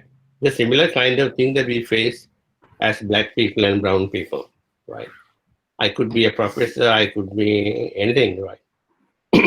I could be fair skin or dark skin, it doesn't matter, right? for quote unquote whites. So this was my one of the very first experiences in Toronto about 10-15 years ago. Right. So you will know. You will, when I read the poem and then translate it, you will see what exactly how the whole idea of race and racism works in the North American context. Niram. So you need to imagine that there is a huge mall and thousands and thousands of people go in and out, and then I'm going in. And at the entrance, there are lots of what do you call panhandlers or beggars or pichakar, and all of them are white, right? Niram. பனி படர்ந்து உலர்ந்த பாதையில் எப்போதும் போல மங்கிய ஒளி தரும் தெருவிளக்கின் கீழ் குளிரில் உரைத்து சிவந்த மூக்கு நுனியும் கிழிந்து துவளும் மேலாடையும் அதன் மேல் அசிரத்துடன் ஒட்டப்பட்டிருக்கும் ஒரு சிறு கண்ணாடி தேசிய கொடியும் அடர்ந்த நீண்ட பழுப்பு தாடியும் நூற்றாண்டுகளாய் சேர்ந்த அழுக்கும் கரையும் உறைந்த பியர் நுரையின் படிவும் தலையில் மழை பனி புயல் வெயில் எல்லாவற்றிலும் அடிபட்டு தோற்றம் சிதைந்த காட்டு பச்சை இராணுவ தொப்பியும் கூனல் முதுகும் வளைந்த நகங்களும் நீண்டு நெளிந்து சிக்குண்ட மயிரும் என சுருண்டு கிடக்கும் பாதி இருண்டும் பாதி வெறியுமாய் அடிக்கடி மூடும் நீல கண்களுடன் கால் பணம் கேட்டு இறப்பவன் சில்லறை அறிபவருக்கு நன்றி என்கிறார்.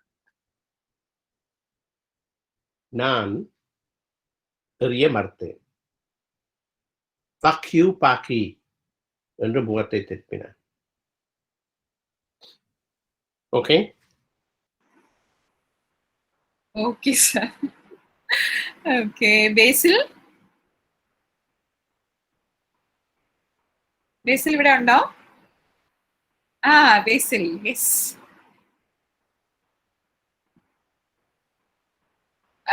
Basil mute ആണ്. Okay. എല്ലാവർക്കും നമസ്കാരം.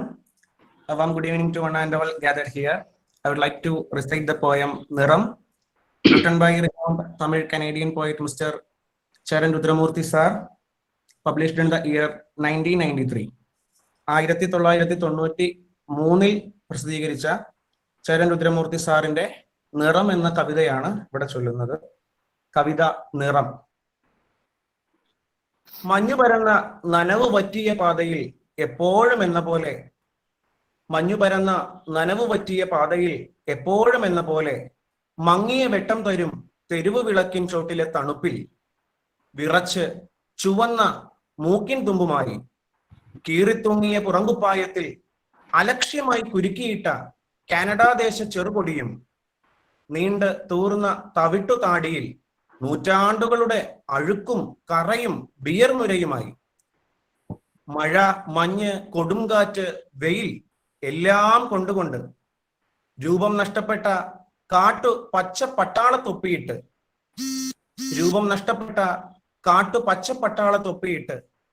കൂന്ന മുതുകും നീണ്ട നഖങ്ങളും നീണ്ടു ചുരുണ്ട് ജടകെട്ടിയ മുടിയുമായി കൂന്ന മുതുകും നീണ്ട നഖങ്ങളും നീണ്ട് ചുരുണ്ട് ജടകെട്ടിയ മുടിയുമായി നീലക്കണ്ണുകൾ എപ്പോഴും ചിമ്മിത്തുറന്ന്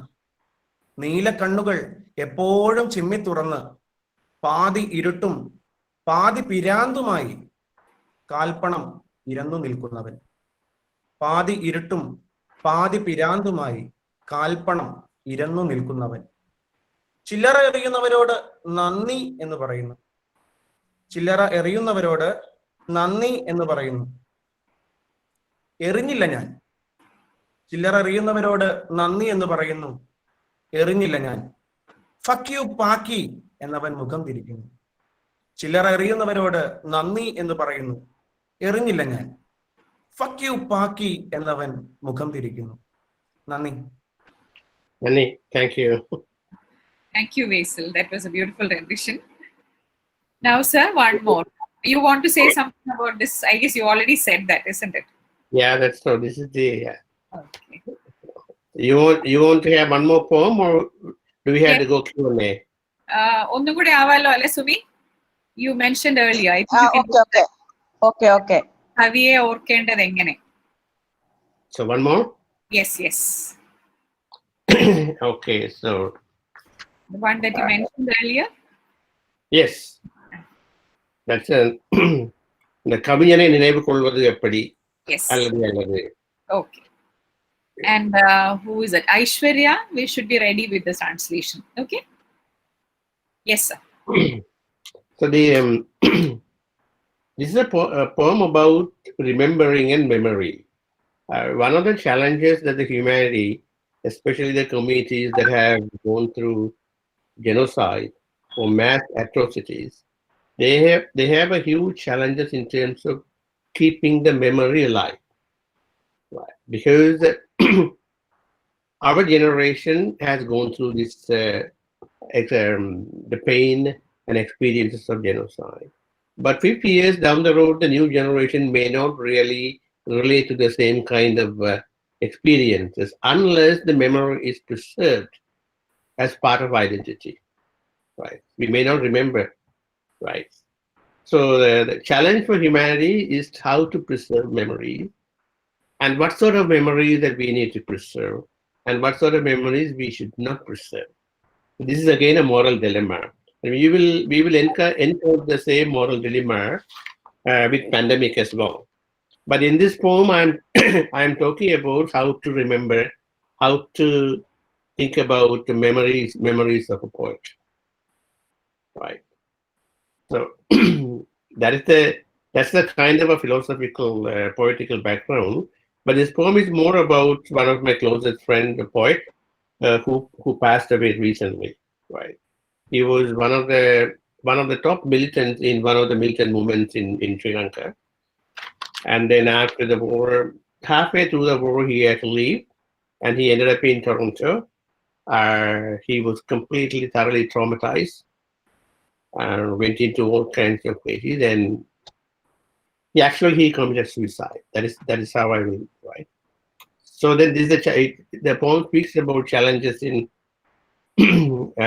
remembering this kind of extremely committed people who sacrificed their lives, but without any. In the end, they didn't have anything for them. Right? கவிஞனை நினைவு கொள்வது எப்படி?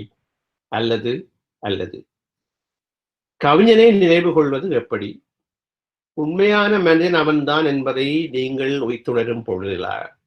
அல்லது 2 சில்லும் படித்து சிதறிய பின் கல் பரவி கிடக்கும் ஒழுங்கையில் வெறுங்காலோடு சைக்கிளை தள்ளி கொண்டு வருகையில் சிகரெட் பற்ற வைக்க முடியவில்லையே என்று அவனுக்கு ஆதங்கம் ஏற்பட்ட பொழுதிலா, அல்லது அக்கினி நட்சத்திரம் எரித்த பிற்பாடு எஞ்சியிருக்கும் முருங்கைக்காய் போன்ற உடலில் தசையை விட மயிர்கள் எழுச்சி பெற்றிருந்த காலங்களில் ஓர்மையும் விட்டுக்கொடாமையும் தோள் துவண்டாலும் துப்பாக்கியை சுமந்தே தீர்வது என்ற உறுதியில் நடந்த கால்களையா, அல்லது மழை தாரைகளுக்கு இடையில் நனையாமல் நடினமாக நடந்து போவது எப்படி என்று கற்றுத்தந்த நாட்களையா, அல்லது வீட்டின் துளசி மாடத்தின் பின்புறம் காதலியில் செய்ய தவறிவிட்ட எல்லா பாவங்களையும் நினைவு கொண்டு காதலியின் அடி வயிற்றை முத்தமிட்ட போது திருட்டுத்தனமாக எட்டி பார்த்து நள்ளிரவு கொள்ளி கண்ணனுக்கு AK-47 காட்டிய கடத்தையா, அல்லது பன்னி பெருங்காட்டில் ஒருவருமே பெயரறியாத ஒரு மரத்தின் கீழ் வெறுங்கையோடு நின்ற உன் தோழனை அவர்கள் புன்னகையோடு சுட்டுக் கொன்றதை கேள்வியுற்ற போது உன் முகத்தில் படர்ந்த ஆற்றாமையின் வரைகோடுகளையா, அல்லது அநியாயமான வீரச்சாவை விட வாழ்தலே போராட்டத்தின் மைய கண்ணி என்று இடைவிடாது ஒலித்த உன் குரலையா? கொலைகாரர்கள் பட்டினத்தை சூழ்ந்து விட்டார்கள். நண்பர்கள் தோழர்களின் சிதைகள் ஆங்காங்கே எரிகின்றன. தப்பிச் செல்வதற்கு எஞ்சியிருந்த ஒரே ஒரு பாதையும் இனி இருக்காது. ஆணவமற்றவன், அங்கதத்தில் திளைப்பவன், அன்பின் செழிப்பில் அச்சம் தவிர்ப்பவன், சாக மறுத்தவன் அன்று பத்திரமாக அனுப்பி வைத்தோம். அந்த பெரும் பொழுதுக்கு முடிவில்லை. கவிஞனை நினைவு கொள்வது எப்படி? களிப்பும் கேளிக்கையும் தீவிர உரையாடலும் உயிர் ஏற்றிய அவனுடைய வீட்டு வரவேற்பறையில் நண்பர்களுடைய குரல் இப்போது இல்லை. எல்லோரும் தொலைந்து போய்விட்டார்கள். கவிதையின் அந்தரங்க தீப்பிழம்பாய் ஒலி எழுப்பிய மது கிண்ணங்கள் கரைந்து போய்விட்டன. யார் யாருடைய வீட்டு சுவர்களில் அவனுடைய முகம் அழியாத நினைவாக தொங்குகிறது என தெரியாது. அவனை இழந்த பின் ஒரு துளி கண்ணீர் பெரும் பாறை போல கிடக்கிறது. விரியாத மயிலின் தொகை போல கவிஞனின் நினைவுகள் எல்லா அறைகளிலும் மாறி மாறி உழல்கின்றன. சரிதான், சரிதான். போய்விட்ட கவிஞனை போக விடுங்கள். போய்விட்ட கவிஞனை போக விடுங்கள். அல்லது அல்லது அல்லது. Thank you. Okay, sir. So, Aishwarya?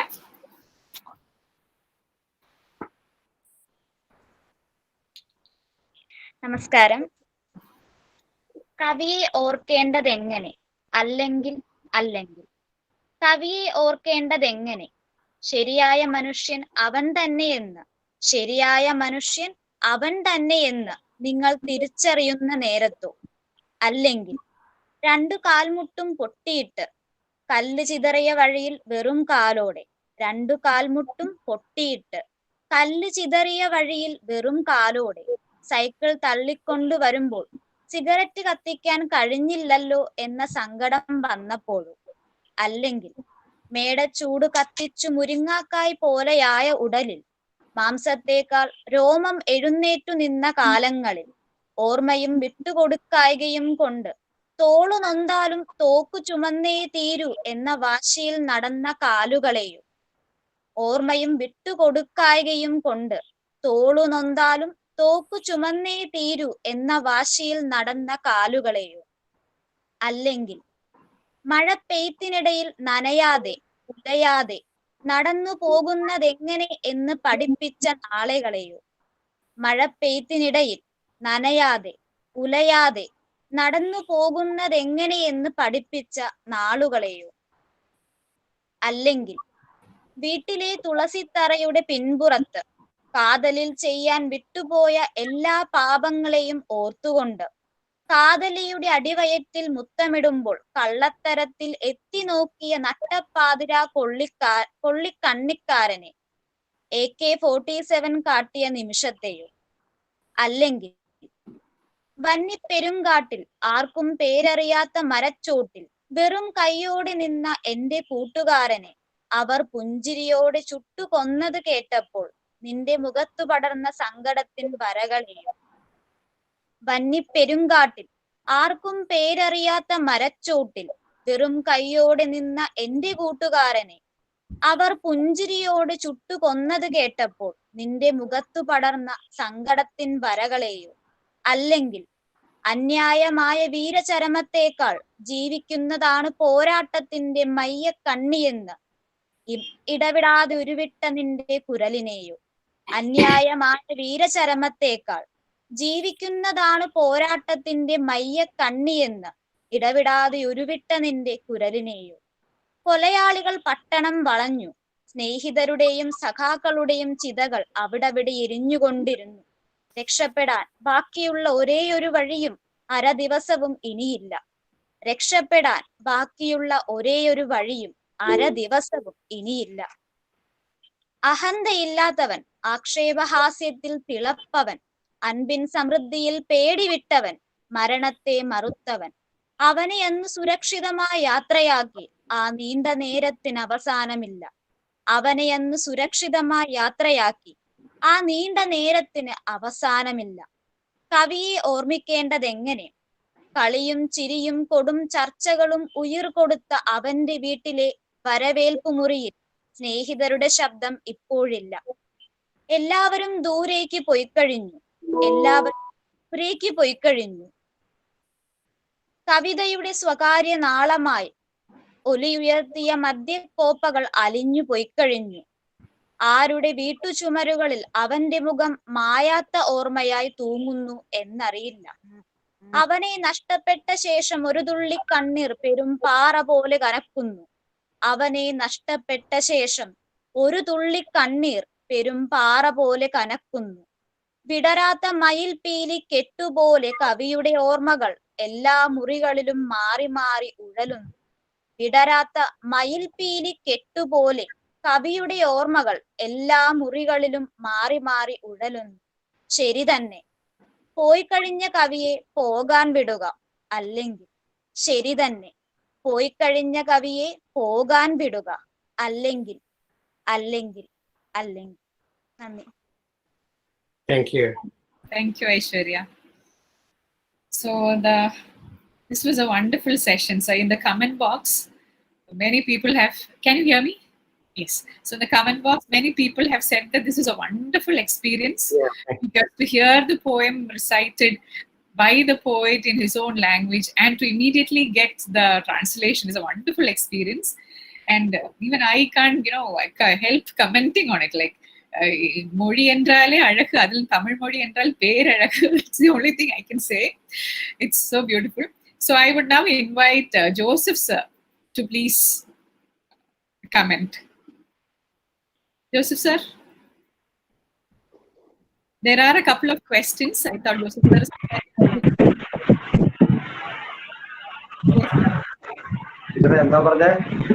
വേറെ എന്തെങ്കിലും ഒരു കമന്റ് ഈ ഒരു സെഷനെ പറ്റി പറയാൻ?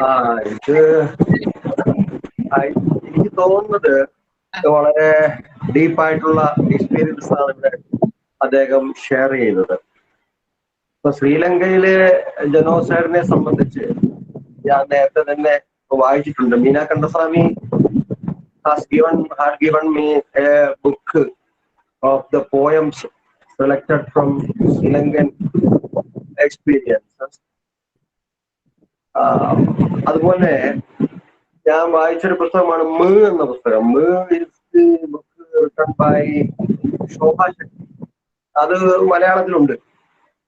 അതിലും പറയുന്ന അനുഭവങ്ങളുടെ ഒരു തീഷ്ണതയാണ്. അതുപോലെ മലയാളത്തിൽ നമ്മുടെ ടി.ഡി. രാമകൃഷ്ണൻ എഴുതിയ ബുക്ക് സുഗന്ധി എന്ന ആണ്ടാൾ ദേവനായകി, അതുപോലെ തന്നെ ശ്രീലങ്കൻ ഇഷ്യൂസിനെ സംബന്ധിച്ച് രജനി തിരണഗാമയുടെ ഡോക്യുമെന്ററി.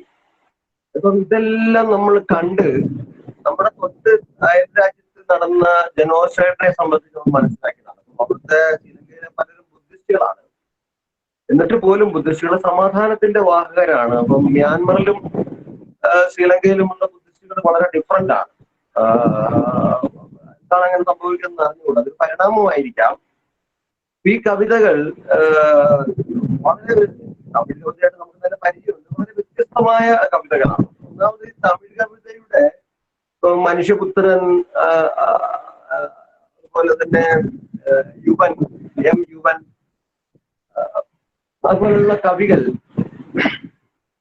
എഴുതുന്നത് അല്ല. അവരുടെയൊക്കെ കവിതയുടെ എഴുത്തിൽ ഒരുതരം സംഘകാല റൈറ്റിങ്ങിന്റെ സ്വഭാവമുണ്ട്. It has a style very related to Sangham literature, Sangham poetry, Agampuram Sangham poetry, but it is entirely different from such Sangham experiences, I think. അപ്പൊ തമിഴിലെ കുട്ടിരേവതി, അതുപോലെ സൽമ, അതുപോലെ ബീനാകണ്ഠസ്വാമി, യുവൻ, മനുഷ്യപുത്രൻ, അങ്ങനെ ഒരുപാട് റൈറ്റേഴ്സ് നമുക്ക് പരിചയമുണ്ട്. അവരിൽ നിന്നൊക്കെ എൻറ്റയർലി, അല്ലെങ്കിൽ സുന്ദര Ramaswamy, these poems are entirely different from such poems written by those poets, because it is mainly the location of this poem, the place of this poem is not Tamil Nadu, I think it is Sri Lanka. So he could communicate his experience deeply to us. മനസ്സിലാക്കാൻ വേണ്ടിയാണ്. അദ്ദേഹം ഇപ്പോൾ ഒരു വേറെ രാജ്യത്ത് ജീവിക്കുന്ന ആളാണ്. അത് ഭയങ്കര പ്രശ്നമാണ്, നൊസ്റ്റാൾജിക് എക്സ്പീരിയൻസ്. ഇപ്പം സെങ്കോറും അതുപോലെ അയമി ഷെസേറും ഒക്കെ ഫ്രാൻസിലാണ് ജീവിച്ചിരുന്നത്. അപ്പൊ ആഫ്രിക്കയിലെ ഒരു എക്സ്പീരിയൻസ് അവരെ വല്ലാതെ ബാധിക്കുന്നു. നമ്മൾ നമ്മുടെ എക്സ്പീരിയൻസിൽ നിന്നും ഡീവിയേറ്റ് ചെയ്യുമ്പോഴാണ് എക്സ്പീരിയൻസ് കൂടുതൽ ഷാർപ്പാകുന്നത്. When we are deviating or far away from our experiences, the experience will become more sharpened. That is what I am telling to you. അതുകൊണ്ട് തന്നെ മറ്റൊരു രാജ്യത്ത് ഒരു ഡയസ്പോറയിൽ ജീവിക്കുന്ന ഒരാളെന്ന നിലയിൽ അദ്ദേഹത്തിന് ഇത്തരം അനുഭവങ്ങളെ കുറച്ചുകൂടെ ഡീപ്പായിട്ട് കൊണ്ടുവരാൻ കഴിഞ്ഞിട്ടുണ്ട്. തമിഴ് പോയട്രിയുടെ ഞാൻ നേരത്തെ പറഞ്ഞ പോലെ ഒരു ക്ലാസിക്കൽ ബ്യൂട്ടി, അതിന്റെ ഒരു ഗ്രാമീണ സ്വഭാവം, ഒരു എക്സ്പീരിയൻസ്, അതിന്റെ ഒരു മ്യൂസിക്കൽ സ്വഭാവം എല്ലാം ഈ കവിതകളിൽ ഉണ്ട്. അദ്ദേഹത്തിന് അത് നേരിട്ട് അനുഭവിക്കാൻ കഴിഞ്ഞ ഒരു സന്ദർഭമാണിത്. അദ്ദേഹത്തിന്റെ അന്ന് ഞാൻ തൃശ്ശൂർ വെച്ച് കണ്ടപ്പോൾ ഞാൻ കവിത എഴുതിയുള്ളൂ, അദ്ദേഹം കവിത എഴുതി ഞാൻ കേട്ടില്ല. സ്റ്റേജ് വെച്ച് എഴുതുന്ന ഇംഗ്ലീഷിലായിരുന്നു. അപ്പം ഇത് വളരെ വളരെ അത്ഭുതപരമായ ഒരു എക്സ്പീരിയൻസ് ആയിരുന്നു. Thank you very much Cheran sir. Again we can meet. Okay, thank you. Sir, shall I ask you a question that is given here in this box, chat box? Sumi, it is Sumi's question, I guess. So she says that in the poem Veliyar, which is translated Malayalam as Anyar, the poem ends with this idea of Kai Veeshi Njan Nadakkum Poovirimbol. So Poovirimbol, a flower blooming, is always a symbol of hope. So this poem, does it reveal your hope that someday all problems will be over? And so what is your opinion about that? And what about the present Tamil people in Sri Lanka, your people? What is the condition that they are right now? That is the question. The poem titled Veliyar, The Outsider, I wrote that when Indian Army was in the Tamil areas, and I had an entire collection called Elambu Kudal Nurvalam about my experiences with the Indian Army, Indian atrocities and rape and everything that committed by the Indian Army. So the Veliyar is one of the poems about the 2.5 years of atrocities by the Indian government, Indian Army there. So then they were leaving. They were about to leave. So and the poem ends on a par kaibisi nadapen poomalade. I have always been very not a pessimist person. I have always been optimist, right? So I have always trying to come up with alternative forms of thing and say, well, I mean, this is what happened, but we need to we need to move on and we need to be optimistic, and we should not give up. Don't give up. That is how the poem ends. And you can also read the poem in any context where there is an invasion takes place. It doesn't have to be with Tamils. It could be with the Palestinian. It could be with all the others. That is why the title was Outsiders, right? And as far as the contemporary situation of Tamils in Sri Lanka is concerned, it is extremely terrible. The current government, the current president is the one who is responsible for the genocide, killing of large number of people. And they are going to change the constitution. They are going to make the Sinhala Buddhism, the country is going to be the Sinhala Buddhist, and there is no room for the other people, but it could be Tamils or even Muslims. So we are looking at the future. It is going to be very, very the terrible, bad, and there is at this point there is no way to challenge the current government because they have 2/3 majority. Most of the Sinhalese people supported the government, and they won. They had a huge majority. So we need to wait and see how it is going to be for the future. And as you know, there is the United Nations has passed a resolution condemning the government for these atrocities, and they want to take the government to International Criminal Court. But all those things will not happen because the Indian government need to support those things. But the Indian government will not support because they keep on supporting the government of Sri Lanka. As long as this has happened, it's a kind of very unfortunate situation. But what to do? Let's see. So in the comment box, there is somebody called Rija CJ who says that we apologize for all the trauma that we have caused to your nation and to your people. No, I don't think she owns the responsibility because though we cannot control, as you said, because these are all decisions that are taken beyond us. But I guess it's a very genuine feeling that she has experienced. She won't apologize on behalf of India. No. Yeah, there is no need because the Indian population, Indian people, they didn't have anything to do with it. Our Indian state. The state is different. State is an institution, it's an instrument. And also I would like to tell you, since 1983, we have been sustained by the ordinary people in Tamil Nadu, Kerala, Andhra, Karnataka, and in Odia. Ordinary people, they have supported the Tamil struggle, right? I have lived in all these areas. So we know we still have, this is the idea of a solidarity, right? As long as there is this power of solidarity, then there is no need for anybody to apologize. Apology should come from the government of India and also some of the Tamil political leaders who committed all these kind of atrocities, right? So they are the ones who need to apologize, not people like you, right? You express solidarity, and we express solidarity. That is the one. That is how we go about it. All right. Thank you very much for that one. And there is.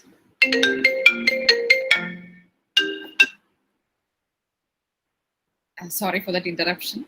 So again, there is a question about whether you are able to go back to your country. Do you have the permission to visit your country? And for a very long time, I was unable to visit. But during the peace talks between the government and the Tamil Tigers, and briefly I went there. Then 2 years ago, during the previous government, I had a chance to visit my village, and then we managed to renovate our old house that was destroyed. It is there, but now I don't think under the current government I have no hope to visit, because I have always been very political. You know, I tell truth to power. I do not hide anything. See, there is, if I cannot speak in quotes diplomatically, if it is wrong, it's wrong. That is part of the poetic. So a lot of people, a lot of parties, a lot of politicians, and the government people are not really happy with me. So I'm not planning to visit the country in the near future. Okay. Sir. There is a comment here that your poems don't really represent a particular country or a particular people, but it is something that represents all the marginalized people all over the world. It is universal. So that is what Rija has said here. And I too, and I guess all of us agree with that, because yours is a voice of suffering that people all over the world experience. And you are so articulate about your emotions, and you are talking for so many people who cannot say what they want to say. And it was wonderful being with you, spending quality time with you. Thank you so much for this wonderful experience. Thank you so much for comments too, because this is what I do. So nobody will give me money for writing poetry, so that's why I'm a professor of sociology. But I do. This is what I do. Yes, and you do it very well, sir. So I guess we can. Sumi, shall I? നമുക്ക് vote of thanks ലേക്ക് പോവാം. അല്ലേ Joseph സാറേ, പോകാലോ? Program. നിർത്താലോ അല്ലേ സാറേ? Okay. Okay. So I guess we are nearing the end of the session, sir. So I would invite Maria Dawn of 2nd MA to deliver the vote of thanks. Maria? Ma'am, kelkamo? Yes. Okay. Good evening, everybody. And sir, good morning. On this momentous day, I have been bestowed upon the responsibility to deliver the word of thanks to all the wonderful people who have made this international webinar successful. First and foremost, let me thank our speaker for the day, Cheran Rudhramoorthy, for providing us with his valuable insights into the world of poetry in a world that is conditioning itself into a new normal. Thank you, sir. I thank our head of the department, Professor S. Joseph, without whom this event wouldn't have been possible. Thank you, sir, for extending your unending support to this event. Next, I would like to thank the hands that made this day, the coordinator for the event, Dr. Sumi Joy Oliapuram, and the co-coordinator, Dr. Julia David. And a special thanks to Lakshmi ma'am also. Last but never least, I would like to thank all of the participants in the webinar from the bottom of my heart. Once again, I thank everyone for actively participating in this webinar. Thank you. So thank you, Maria. And sir, it's now, I guess I should also say a thank you. First thing, I should thank Joseph sir and the Malayalam department of Maharaja's College for giving me a chance to be a part of this webinar. Experience I am not going to forget very soon. Something that's going to be etched in my memory. So thank you so much for this experience. And again, sir, it was wonderful talking and listening to you. Teacher, next program, Madhupalinte adonu parane. Okay. And last program aanadu. ഞാൻ പറയാം sir.